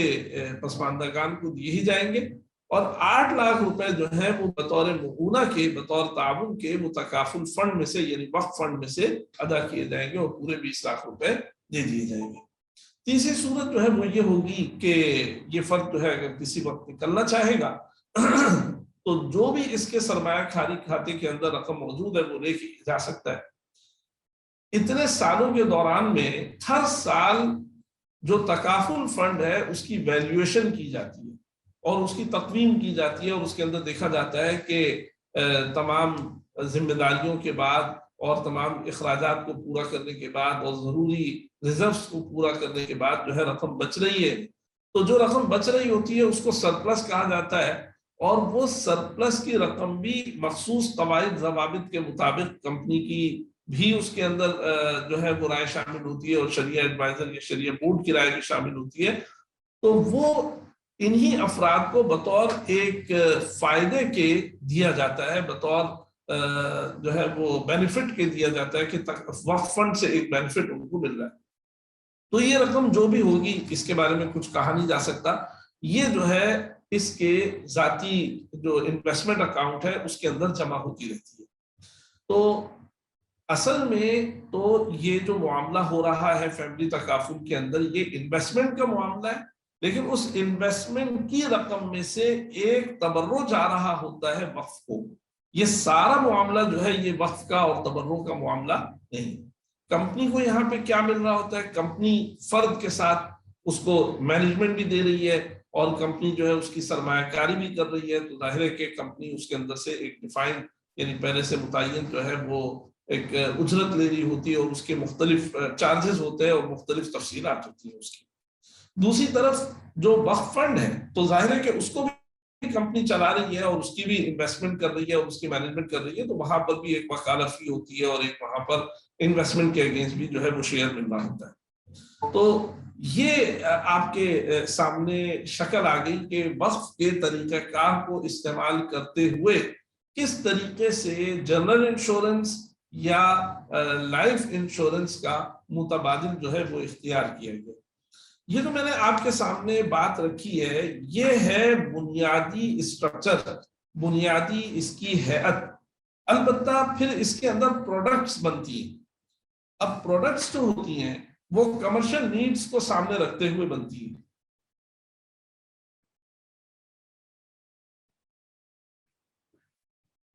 مثال کے طور پہ جنرل انشورنس کے اندر گاڑیوں کا انشورنس یہ ایک پروڈکٹ ہے، اسی طریقے سے لوگ جو ہے تاجر جو ہے وہ باہر سے سامان منگواتے ہیں، ایل سی کھولتے ہیں، تو سامانوں کا یہاں تک بحفاظت پہنچ جائے، خطرہ ہوتا ہے کہ وہ ڈوب جائے، جل جائے، ٹوٹ جائے، تو اس کے مقابلے میں ان کو جو ہے وہ انشورنس کوریج چاہیے ہوتا ہے۔ اسی طریقے سے کہیں آگ نہ لگ جائے، اس کی وجہ سے کوئی نقصان نہ ہو جائے، یا بلوا نہ ہو جائے اس کی وجہ، تو یہ ساری اس قسم کی پھر اس کے اندر پروڈکٹس بنتی ہیں، اور اس کے اندر پروڈکٹ کے اندر جو ہے وہ یہ بتایا جاتا ہے کہ کس نقصان کے مقابلے میں کتنی ادائیگی جو ہے وہ کرنی ہے، اور اس کو جو ہے وہ ریٹ کہا جاتا ہے، اور ہم جب اس ریٹ کے مطابق جو ہے وہ تبرع کیا جائے گا، یہ کوئی ایسا تبرع نہیں ہے کہ جو بغیر حساب کے، تو وہ فرد جو ہے وہ اسی ریٹ کے مطابق تبرع کرے گا، اور پھر اس کے اندر جو اس کا نقصان ممکنہ طور پر ہو سکتا ہے جو تکافل فنڈ سے پورا کیا جائے گا وہ ڈیفائنڈ ہوگا، اور جو کاغذات ہوتے ہیں اس کو ہم کہتے ہیں PMD، پارٹیسپینٹس ممبرشپ ڈاکومنٹ، یعنی جس وقت ایک پارٹیسپینٹ آتا ہے سب سے پہلے تو درخواست کا مرحلہ ہوتا ہے، اس کے اندر وہ درخواست دیتا ہے، اپنی ساری تفصیلات بتاتا ہے، اپنی ضروریات بتاتا ہے، اس کے پہلے سے چھپے ہوئے اور پہلے سے طے شدہ جو ہے وہ کاغذات ہوتے ہیں، اس کے ذریعے سے وہ اپنی ساری معلومات فراہم کرتا ہے۔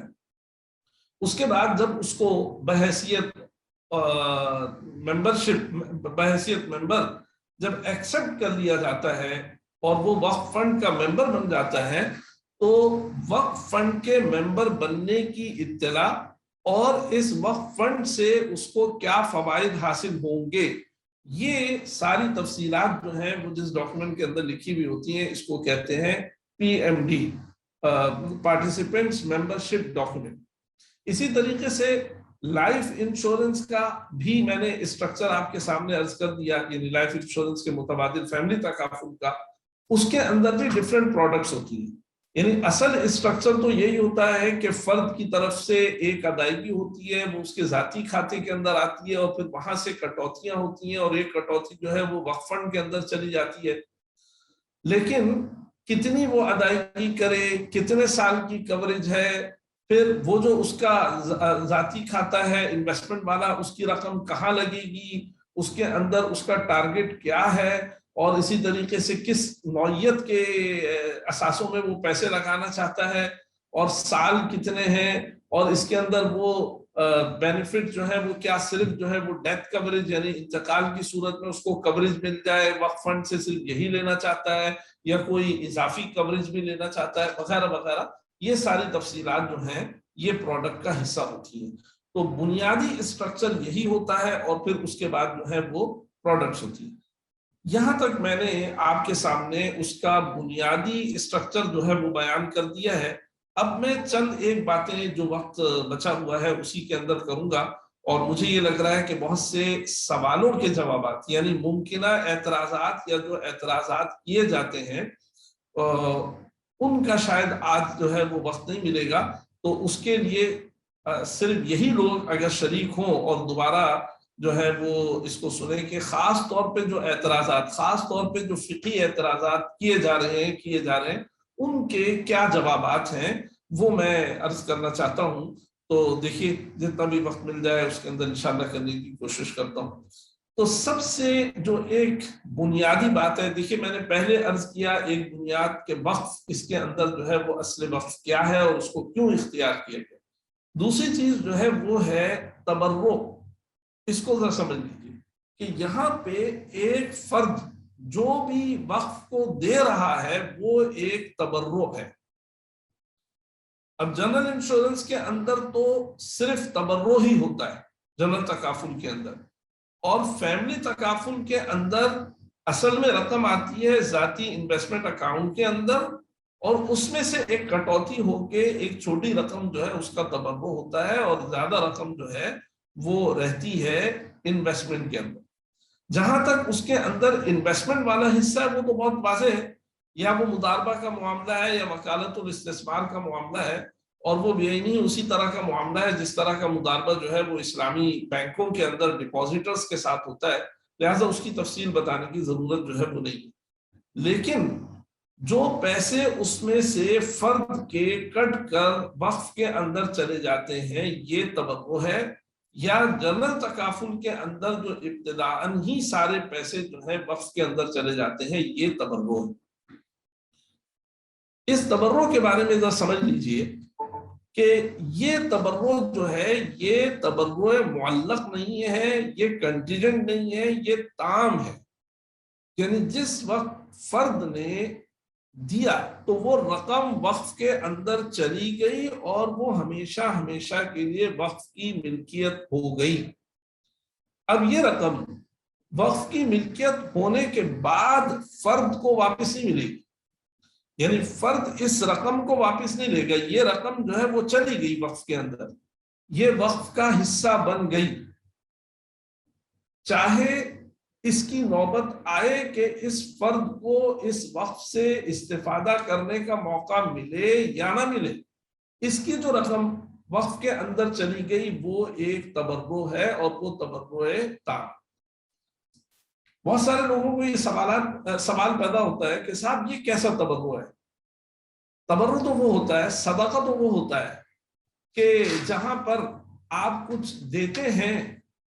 تو پھر آپ کو کچھ لینا پیش نظر نہیں ہوتا۔ دیکھیے یہ والی بات عام صدقات کی حد تک تو بالکل درست ہے کہ عام صدقات کے اندر یہی ہے کہ آپ نے کسی فقیر کو، مسکین کو، ضرورت مند کو، کسی فلاحی ادارے کو کوئی رقم آپ نے دے دی، تو اس فقیر، مسکین، ضرورت مند یا اس فلاحی ادارے سے آپ کسی بھی موقع پہ مستفید ہونے کا کوئی ارادہ نہیں رکھتے، اور آپ سوائے ثواب آخرت کے اور کسی چیز کا ارادہ نہیں کرتے۔ لیکن اس کا یہ مطلب نہیں ہے کہ ہر تبرع جو ہے وہ صدقہ ہے، تصدق ہے۔ ہر تصدق تو تبرع ہے، لیکن تبرع جو ہے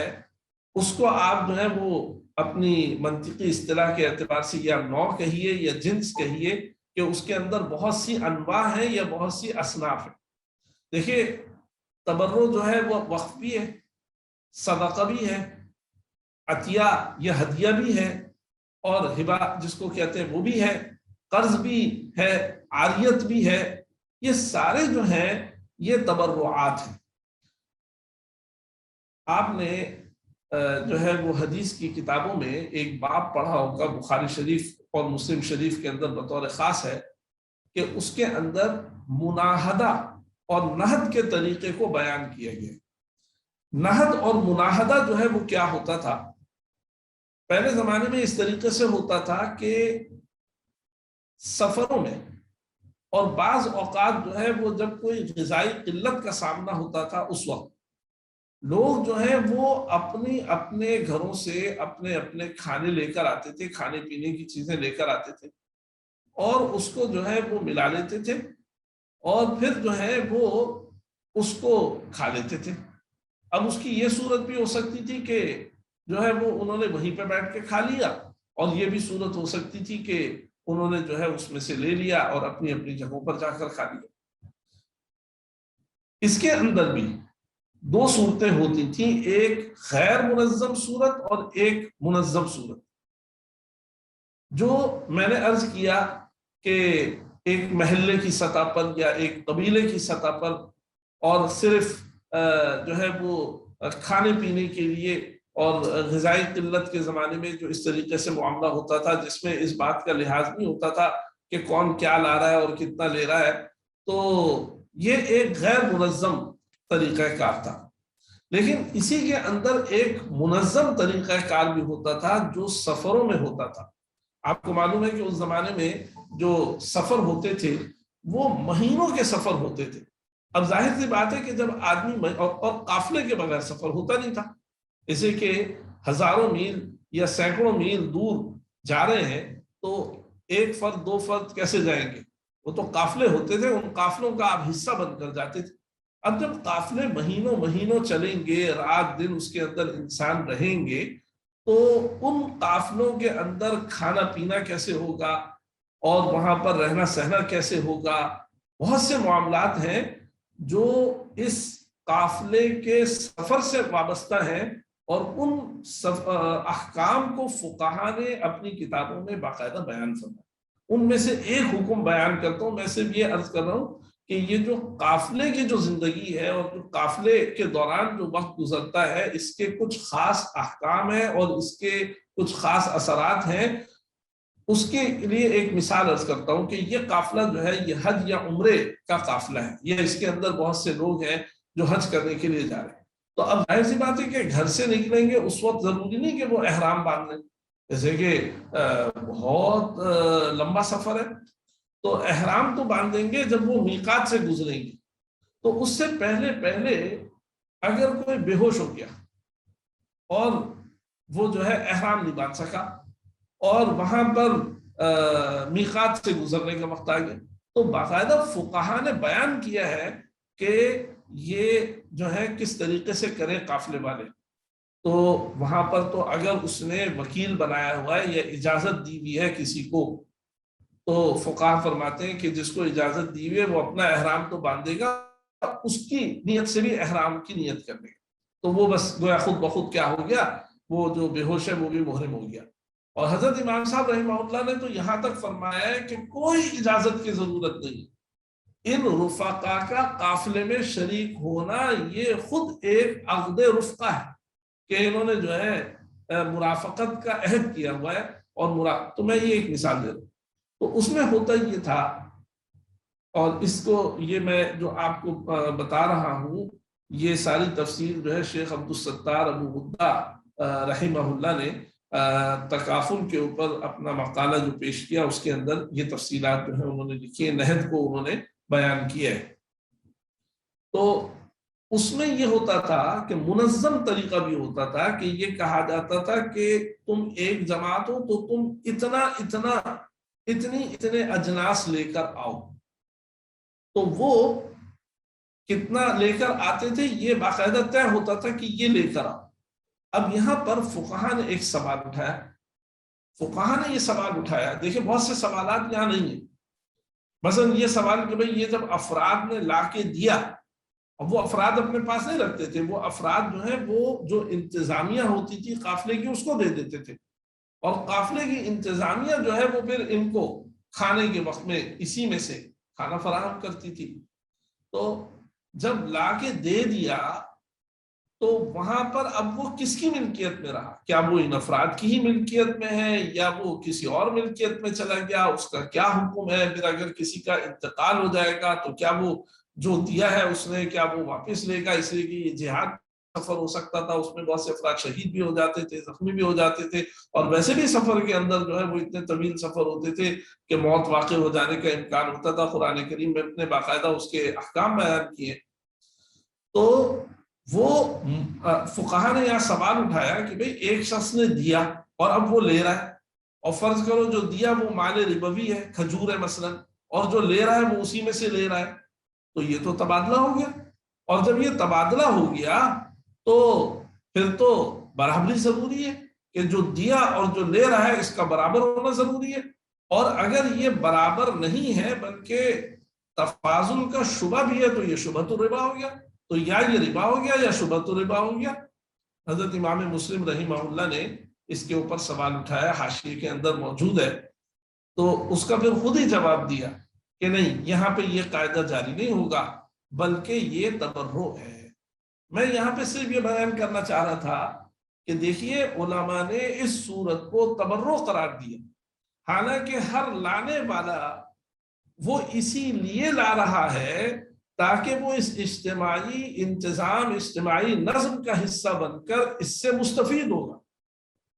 اس کی اپنی ذاتی ضرورت بھی, اور یہ کوئی ضروری نہیں ہے کہ ہمیشہ یہ سفر جو ہے یہ کوئی جہادی سفر ہو یا کوئی دینی سفر ہو, یہ خاص تجارتی مقاصد کے لیے ہو سکتا ہے. اور اس طریقہ کار کے اندر شامل ہونے والے اس میں جو ہے وہ مسلمان اور غیر مسلم دونوں ہو سکتے ہیں, سب کے لیے یہ حکم ہے. تو وہاں پر اس کے اندر سے جو تبرع کا عنصر ہے وہ ختم نہیں ہوا, یعنی یہ دینا ہے اور اس دینے کے بعد جو ہے وہ ملنا ہے اور لینا ہے, لیکن اس کے اندر سے جو تبرع کا عنصر ہے وہ ختم نہیں ہوا. کیوں نہیں ہوا؟ وجہ اس کی یہ ہے کہ یہ ایک اجتماعی کام ہے اور اس کے اندر سب کا فائدہ ہے, اور یہ مسامحت کی بنیاد پر ہے. آپ خود اندازہ کیجئے کہ کہ اگر اس کے اندر حساب کتاب ضروری ہو جائے کہ تم کتنا لائے تھے اور کتنا لے رہے ہو، تو اس لیے کہ بھائی یہ معاوضہ ہے، اور جب معاوضہ ہے تو اس کے اوپر سارے معاوضے کے احکام جاری ہو، تو یہ تو عملاً ناممکن ہو جائے. تو فقہا نے اس کو معاوضہ نہیں قرار دیا، اس کو تبرع قرار دیا ہے اس اجتماعی کام کو. اور یہیں سے استیناس ہے جو تکافل کا کام اس وقت ہو رہا ہے. تو میں عرض یہ کر رہا تھا کہ وقف کے اندر جو تبرع کیا، یہ تبرع تام ہو گیا یہ تبرع. یقیناً یہ تبرع اسی لیے کیا گیا ہے تاکہ اس وقف کے اندر سب کے تبرعات آ جائیں، اور یہ وقف اس قابل ہو کہ ضرورت کے وقت میں ان کو نقصان کی تلافی دے سکے. اب جس وقت نقصان کی تلافی کا وقت آئے گا تو اس وقت جو تبرع ہو رہا ہوگا وہ وقف کر رہا ہے. یہ نہیں ہے کہ انہوں نے پیسے دیے تھے اور وہ سارے پیسے وقف ہو گئے اور اب یہ اپنا پیسہ واپس لے رہے ہیں. کہ یہ سوال ہو گیا جب وقف کر دیا تھا تو آپ وقف کے کیے ہوئے پیسے کو کیسے لے رہے؟ نہیں، میں نے وہاں پہ بتایا تھا ایک اصل وقف ہے، ایک مملوک وقف ہے. تو یہ جو انہوں نے پیسے دیے ہیں یہ وقف کا حصہ بن گیا، یہ مملوک وقف ہو گیا. اب یہ مملوک وقف سے بحیثیت مستفید جو ہیں وہ استفادہ کریں. اس لیے کہ وقف کے اندر کہیں یہ شرط نہیں ہے کہ مستفید صرف وہی ہوگا جو وقف کو تبرع نہ کرتا ہو، یا کہیں یہ نہیں ہے کہ جو وقف کو تبرع کرتا ہو وہ مستفید نہیں ہو سکتا. ایسی کوئی بات نہیں. لہذا یہ کوئی ضروری نہیں ہے کہ اس وقف سے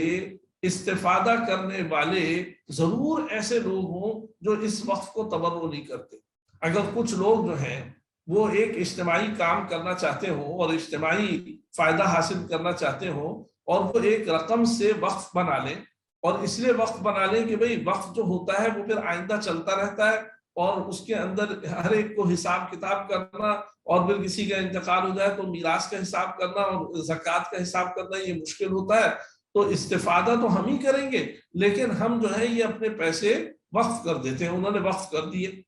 ابھی میں اصل وقف اور اس کی بات نہیں کر رہا، اور وہ اس وقف سے مستفید بھی ہوتے ہیں. تو کوئی ایسی قید، کوئی ایسی بات نہیں ہے جس کی وجہ سے یہ کہا جائے کہ یہ وقف کی روح سے غلط ہے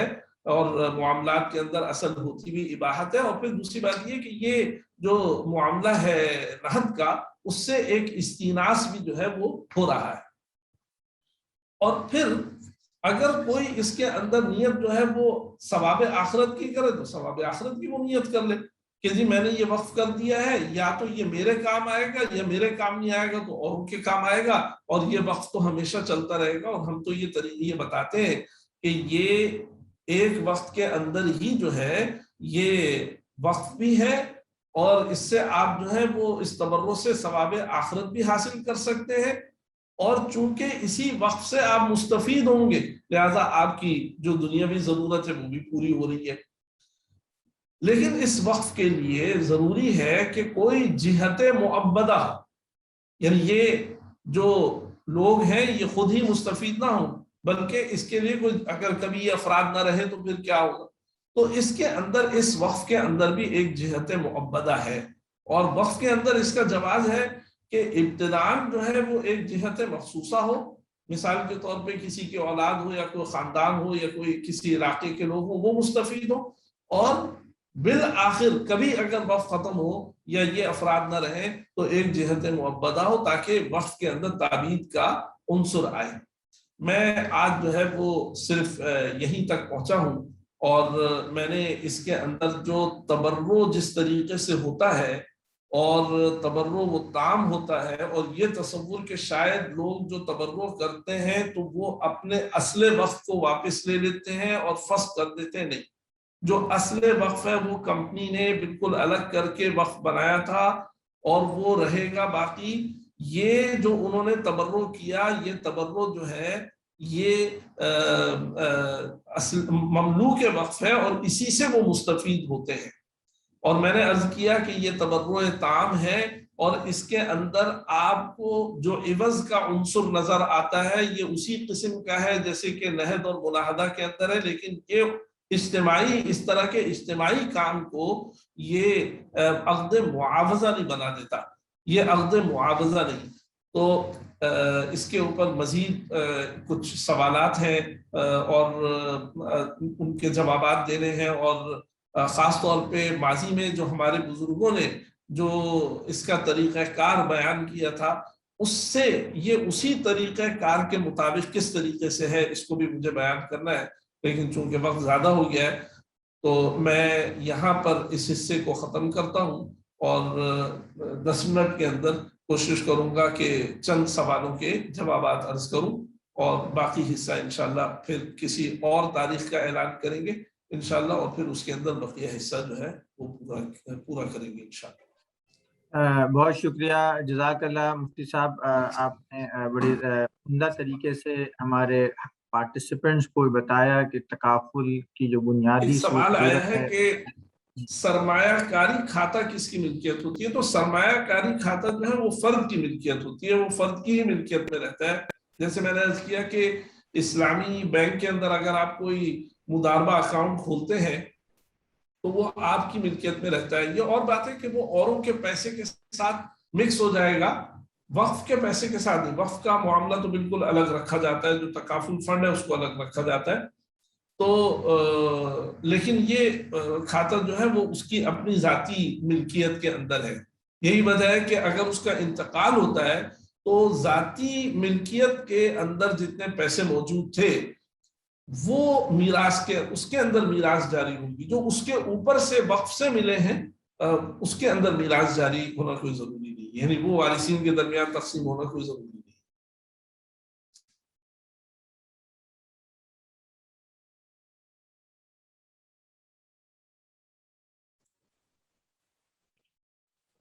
ایک سوال مفتی صاحب آیا ہے کہ تکافل، فیملی تکافل، یہ سوال یہ ہے کہ جنرل تکافل اور فیملی تکافل کے ماڈل کے درمیان کوئی فقہی فرق۔ میں نے عرض کیا کہ اس حد تک کہ دونوں جگہ ایک وقف فنڈ ہوتا ہے، اور اس وقف فنڈ سے جو ممبرز ہیں انہی کو فائدہ پہنچایا جاتا ہے، اس اعتبار سے کوئی فرق نہیں ہے فقہی اعتبار سے۔ ہاں، اس کی عملی ترتیب کے اندر فرق ہے کہ جنرل تکافل کے اندر کوئی انویسٹمنٹ اکاؤنٹ الگ سے نہیں ہوتا۔ جنرل تکافل کے اندر افراد نے تبرع کر دیا، اب وہ مستفیدین اور بینیفیشریز آف وقف ہیں، ممبر آف وقف ہیں، اگر ان کا نقصان ہوگا تو ان کو اس نقصان کی تلافی کر دی جائے گی، اور اگر ان کا نقصان نہیں ہوگا یا کم ہوگا یا ان کی پالیسی کا وقت ختم ہو جائے گا تو پھر وہ اس کے ممبر نہیں رہیں گے، اور ان کا دیا ہوا پیسہ جو ہے وہ وقف کے اندر شامل رہے گا، وہ مستفیدین کے کام جو ہے وہ آتا رہے گا۔ وہ ایک تبرع تھا جو ہو چکا۔ اور فیملی تکافل کے اندر وقف فنڈ الگ ہوتا ہے اور جو ذاتی انویسٹمنٹ اکاؤنٹ ہوتا ہے وہ الگ ہوتا ہے، اس لیے کہ وہاں پہ کوریج کے ساتھ ساتھ یعنی نقصان کی تلافی کے ساتھ، اور وہاں نقصان جو ہے وہ یہی ہے کہ کسی کا انتقال ہو جائے تو اس کی فیملی کو جو ہے وہ جو نقصان پہنچتا ہے، معاشی نقصان، یہی وہ نقصان ہے۔ تو وہاں نقصان کی تلافی کے ساتھ ساتھ چونکہ سرمایہ کاری بھی مقصود ہے، اس لیے وہاں پر ایک سرمایہ کاری اکاؤنٹ الگ ہوتا ہے، لیکن وقف کی حد تک اور ساری تفصیلات وہ اور فقہی اعتبار سے کوئی فرق نہیں، یہ دو معاملے بالکل الگ ہیں۔ فقہی سوالات ہیں ایک کار کرنا ٹھیک ہے۔ ایک سوال یہ ہے کہ وقف کی آمدن کی دو صورتیں کتب فقہ میں، ایک یہ کہ کرائے پر اس کو چلا کر آمدن حاصل کی جائے، دوسری یہ کہ اس پہ زمین پر کاشتکاری کر کے آمدن حاصل کی جائے۔ تو یہ جو نئی صورت تکافل میں نکالی گئی ہے کہ لوگ رقم دے رہے ہیں، اس کو وقف کی آمدن قرار دیا جا رہا ہے۔ یہاں سوال کیا جا رہا ہے کہ فقہ کے اندر جو ہے وہ وقف کی آمدنی کی دو صورتیں لکھی گئی ہیں کہ یا تو اس کو کرائے پر دے کے کرایہ حاصل کیا جائے یا کاشتکاری کی جائے اور اس کے ذریعے سے آمدنی حاصل کی جائے۔ یہ جو نئی شکل ہے اس کے اندر تو کوئی اور ہی صورت ہے۔ دیکھیے، میں نے پہلے عرض کیا تھا کہ جو صورتیں وقف کی پہلے رہی ہیں تو یہ کوئی ضروری نہیں ہے کہ ہمیشہ وقف جو ہے وہ اسی صورت کے مطابق ہو، اس کی کوئی بھی نئی صورت جو ہے وہ وجود میں آ سکتی ہے۔ تو جو اس کی شرائط ہے ان شرائط کے اوپر اس کو پورا اترنا چاہیے۔ پھر یہ کسی عمارت کا وقف نہیں ہے، یہ جو ہے کسی زرعی زمین کا وقف نہیں ہے بلکہ یہ نقد کا وقف ہے. اور یہ بھی میں نے عرض کیا تھا کہ وقف بالنقود یعنی نقود کو وقف کرنا اس کا جواز ہے یا نہیں ہے. میں نے عرض کیا تھا کہ ہم نے جواز کے قول کو بنیاد بنایا ہے، باقی آپ اس کے جواز کے قول کے بارے میں کیا تفصیلات ہیں اور کیا سوالات ہیں وہ الگ سے کتابوں میں مطالعہ فرما سکتے ہیں. اور وقف بالنقود جب ہوتا ہے تو اس کے اندر آمدنی حاصل کرنے کا یہ طریقہ نہیں ہوتا کہ اس کو جو ہے وہ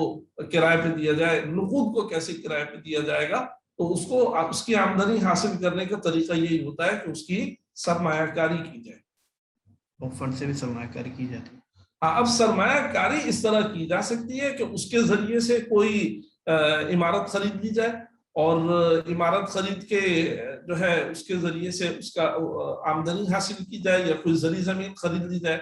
لیکن ہم نے ایسا نہیں کیا ہے. ہم نے نقد کو نقد رکھا ہے اور اس کو اسلامی بینک کے مضاربہ اکاؤنٹ کے اندر رکھ کر اور وہاں سے اس سے آمدنی حاصل کی جاتی ہے. نہاد کے علاوہ اور بھی کوئی بنیاد ہے؟ نہاد کے علاوہ اور کوئی بنیاد ہے؟ نہیں دیکھیے میں نے عرض کیا یہاں سوال کیا جا رہا ہے کہ نہد کے علاوہ بھی کوئی بنیاد ہے. پہلی بات تو یہ ہے کہ نہد جو ہے وہ اس کی کوئی بیعینی مثال نہیں ہے. میں نے لفظ استعمال کیا تھا استیناس. وہ استدلال نہیں ہے، دلالت نہیں ہے، بلکہ استیناس ہے. یعنی تبرع کی ایک ملتی جلتی شکل جو ہے وہ موجود ہے اور اس کے اندر یہ کوئی ضروری نہیں ہے کہ بہت زیادہ شکلیں موجود ہوں یا متعدد شکلیں موجود ہوں، بلکہ معاملات کے اندر تو اصل جو ہے وہ اباحت ہے. اور میں نے عرض کیا کہ جو وقف کے اصول ہیں انہی کے اندر جو ہے ہم رہے ہیں اور انہی کے اندر جو ہے وہ جو شرائط ہیں انہی سے اس شکل کی بھی کے جواز کی صورت بھی نکلتی ہے. اسی کے دیکھیے بات ہے، ایک ہے جو بنیادی احکام ہے اور دوسرا ہے کہ اس کی ان بنیادی احکام کو استعمال کرتے ہوئے عقد کی تشکیل کیسے ہوتی ہے اور اس کی صورت کیا بنائی جاتی ہے. تو عقد کی تشکیل اور اس کی صورت جو ہے وہ کتابوں میں نہیں لکھی ہوئی ہوتی. تو وقف کے جو بنیادی احکام ہے کہ وقف کس چیز کا ہو سکتا ہے، واقف کون ہو سکتا ہے اور وقف کو کیسے باقی رکھا جائے گا، اس کے اندر جہت معبدہ کون ہوگی، مستفید کون ہو سکتا ہے اور کبھی وقف ختم ہو جائے تو کیا، سارے اصول جو ہیں ان کی روشنی میں اس صورت کو تشکیل دیا گیا ہے. تو اصل جو اس کی دلیل ہے اور جو اصل اس کی جو ماخذ ہے وہ احکام وقف ہیں. لیکن اس کے اندر جو ہے میں نے یوں کہیے کہ تبرعاً جو ہے علماء نے اس کے اندر ایک صورت بیان کر دی ہے تاکہ ذرا جو ہے وہ آسانی ہو سمجھنے کے اندر. اور ایک سوال کا جواب دینے میں میں نے اس کو استعمال کیا کہ تبرع کے لیے کوئی ضروری نہیں ہے کہ جو ہے وہ ہمیشہ صدقے کی نوعیت کا تبرع ہو، بلکہ ایسا بھی تبرع ہو سکتا ہے کہ جس کے اندر جو ہے وہ کوئی اس سے دنیاوی نفع بھی وابستہ ہو. تو یہ بھی تبرع ہی ہے. اور دیکھیے بعض اوقات کیا ہوتا ہے کہ کوئی شکل جو ہے وہ پہلے کبھی نہیں پائی گئی ہوتی اور اس کا نام بھی جو ہے وہ عقود مسمات کے اندر جو ہے وہ نہیں ہوتا. تو وہاں پہ جو حقیقت ہے اس کو، معاملے کی جو حقیقت ہے، معاملے کی جو نیچر ہے اس کو دیکھ کر فیصلہ کیا جاتا ہے. تو آپ یہاں پر دیکھیے بڑے واضح طور پہ یہ بات سمجھ میں آئے گی کہ یہ سارا معاملہ جو ہو رہا ہے یہ تعاونی بنیاد پر ہو رہا ہے. آپ کمپنی کو بھی نکال دیجیے، اس لیے یہ سارا کام یہ بغیر کمپنی کے بھی ہو سکتا ہے. یہ افراد جو ہیں وہ چند افراد بھی مل کر کر سکتے ہیں. یہ کوئی علاقائی سطح پر بھی ہو سکتا ہے، محلے کی سطح پر بھی ہو سکتا ہے، قبیلے کی سطح پر بھی ہو سکتا ہے کہ یہ سارے افراد پیسے ڈال رہے ہیں اور اس سے یہ خود ہی مستفید ہو رہے ہیں. ان کے جو اغراض ہیں وہ متعارض نہیں ہیں، بلکہ ان کی اغراض جو ہیں وہ ایک دوسرے کے موافق ہیں. ایک فرد دوسرے فرد سے کوئی مالی استفادہ نہیں کر رہا، برخلاف عقود معاوضہ کے کہ عقود معاوضہ کے اندر جو ہے وہ ایک فرد دوسرے سے تمول یعنی مالی فائدہ حاصل کرنا چاہ رہا ہوتا ہے. میں ان کو اگر ایک چیز بیچ رہا ہوں تو ان سے کوئی چیز لے رہا ہوں، ان سے پیسے لے رہا ہوں، عوض لے رہا ہوں، یہ مجھ سے لے رہے ہیں، تو ہم ایک دوسرے سے تمول حاصل کرنا چاہ رہے ہیں. اور یا ایک دوسرے کے ذریعے سے اپنے مال کو بڑھانا چاہ رہے ہیں. یہاں پر یہ نہیں ہوتا. یہاں پر سب افراد کے اغراض جو ہیں وہ یکساں ہیں. یہاں پر ان تمام افراد کا پیسہ ہے, ان تمام افراد کو کوریج حاصل ہے, ان کا نقصان ہوگا تو یہاں سے دے دیا جائے گا. اور یہاں ایسا نہیں ہے کہ ان کو جو ہے وہ اس سے کوئی فائدہ ہوگا, بلکہ نقصان کی ان کی تلافی ہوگی. فائدہ تو اگر ہوگا تو وہ جو ان کا جو ذاتی کھاتا ہے, جو انویسٹمنٹ اکاؤنٹ ہے, وہاں سے ہوگا. تو یہ بات میں اس میں سمجھانا چاہ رہا ہوں.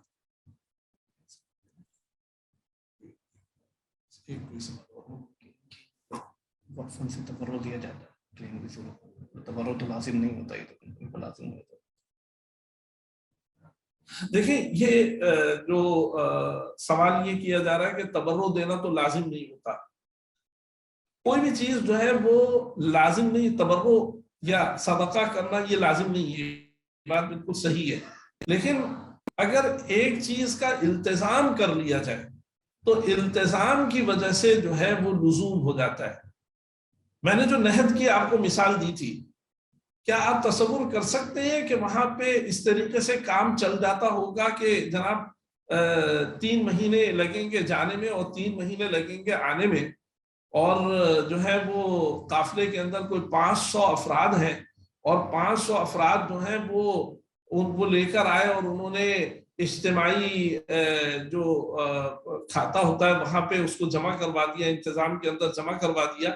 اور جب کھانے کا وقت آیا تو کہا گیا کہ بھئی نہیں, آپ کو نہیں ملے گا, تبرع تو لازم نہیں ہوتا. تو اس طرح کے جو اجتماعی انتظامات ہوتے ہیں اس کے اندر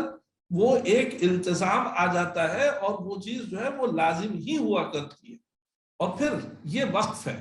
وقف کے اندر اگر مستفید وقف کو, جبکہ وہ اوصاف بھی پورا کر رہا ہے, شرائط بھی پورا کر رہا ہے, اگر منتظمین وقف سے فائدہ نہ پہنچائے تو وہ عدالت سے رجوع کر سکتا ہے کہ صاحب میں مستفید وقف ہوں اور میں جو ہے وہ موقوف علیہ ہوں, اور میرے اندر شرائط اور اوصاف بھی پورے کیے جا رہے ہیں, اور اس وقف سے اس کے واقف نے میرے لیے فائدہ رکھا بھی ہے, اور مجھے جو ہے منتظمین یہ فائدہ نہیں دے رہے, تو وہ اس کا مطالبہ کر سکتا ہے. تو یہ اندازہ کیجئے یہ عام صدقے کی طرح کا تبرع نہیں ہے. یہی بات میں عرض کر رہا تھا, اس کو سمجھنے کی ضرورت ہے. اس کے اندر وقف کے احکام ہیں, اور وقف کے احکام کی روح سے, اور پھر میں نے عرض کیا کہ اس طرح کے اجتماعی کاموں کے اندر جو التزامات ضمناً ہو جاتے ہیں ان کو پورا کرنا ضروری ہوتا ہے, ورنہ اس طرح کا اجتماعی کام جو ہے وہ کیسے جو ہے وہ چلے گا. وقف بالنقود کی بحث کام بھی سکتی ہے. وقف بالنقود کی بحث جو ہے وہ فقہ کی کتابوں کے اندر ہے. حضرت مفتی تقی عثمانی صاحب دامت برکاتہم نے تکافل کی وقف کی بنیاد پر جو اساس ہے تحصیل التامین علی الوقف کے عنوان سے غالباً ایک مقالہ لکھا ہے, اور وہ مقالہ بحوث فی قضایا فقہیہ معاصرہ کا حصہ ہے 2 جلد کے اندر. تو اس میں حضرت نے اس کے حوالے ذکر کیے ہیں, وہاں سے دیکھ سکتے ہیں. میں اس سلسلے کو یہاں پر ختم کرتا ہوں. آپ حضرات کا بہت شکریہ کہ آپ نے وقت نکالا اور اس اہم موضوع کو سنا, اور اس کے اندر کچھ کمی بیشی ہو تو ضرور اس کو جو ہے وہ آپ سے معافی کا خواستگار ہوں, اور انشاءاللہ اس سلسلے کو جو ہے وہ دوبارہ بھی جاری رکھیں گے. میں سمجھتا ہوں کہ ابھی بھی کچھ سوالات ہیں, ابھی تو میں یہ سمجھتا ہوں کہ شاید سوالات کو ابھارا ہی گیا ہے, ان کے جوابات کے لیے مزید کچھ وقت درکار ہے. تو انشاءاللہ منتظمین سے بات کریں گے اور اس کے لیے الگ جو ہے وہ اعلان کر دیا جائے گا. آپ حضرات کا بہت بہت شکریہ اور دعاؤں کی درخواست. السلام علیکم ورحمۃ اللہ وبرکاتہ. بہت شکریہ مفتی صاحب, آپ نے بڑے عمدہ طریقے سے آج کی گفتگو فرمائی, اور ہمارے پارٹیسپینٹس کو یقیناً اس سے بہت فائدہ ہوا ہوگا. اور جیسے کہ آپ نے کہا کہ ابھی یہ جو گفتگو ہے اس کے لیے ایک نشست کی اور ضرورت ہے, تو انشاءاللہ IBSF کی طرف سے ہم اس کی ایک نشست کا دوبارہ اعلان کریں گے آپ سے وقت لے کے, تاکہ ہم اس گفتگو کو ایک تکمیل تک پہنچا سکیں. میں تمام آپ کا بہت شکر گزار ہوں کہ آپ نے اپنا ہمیں قیمتی وقت دیا, اور تمام پارٹیسپینٹس کا شکر گزار ہوں جنہوں نے آج ہمارے اس ویبینار میں شرکت کی. اس ویبینار کی ریکارڈنگ IBSF کے فیس بک پہ بھی موجود ہے, اور آپ اس کو بعد میں سن بھی سکتے ہیں اور بقیہ لوگوں کو ریفر بھی کر سکتے ہیں. تو اسی کلمات کے ساتھ، دعا کے ساتھ کہ اللہ تعالیٰ ہماری اس کوشش کو قبول کرے اور یہ گفتگو ہم سب کے لیے فائدہ مند ہو، اور اس کی وجہ سے ہم انشاءاللہ جو تکافل کا نظام ہے اس کو بھی سمجھ سکیں، اور کنونشنل انشورنس کے مقابلے میں جو نظام لایا جا رہا ہے اس کی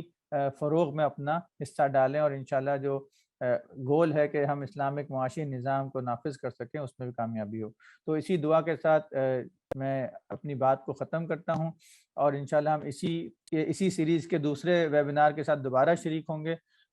تو مفتی صاحب آپ کی اجازت سے اس سیمینار کو کلوز کرتے ہیں انشاءاللہ، اور پھر کسی اور نئی تاریخ پہ اس موضوع کو مکمل کریں گے۔ بہت بہت شکریہ جزاک اللہ خیر۔ السلام علیکم ورحمۃ اللہ۔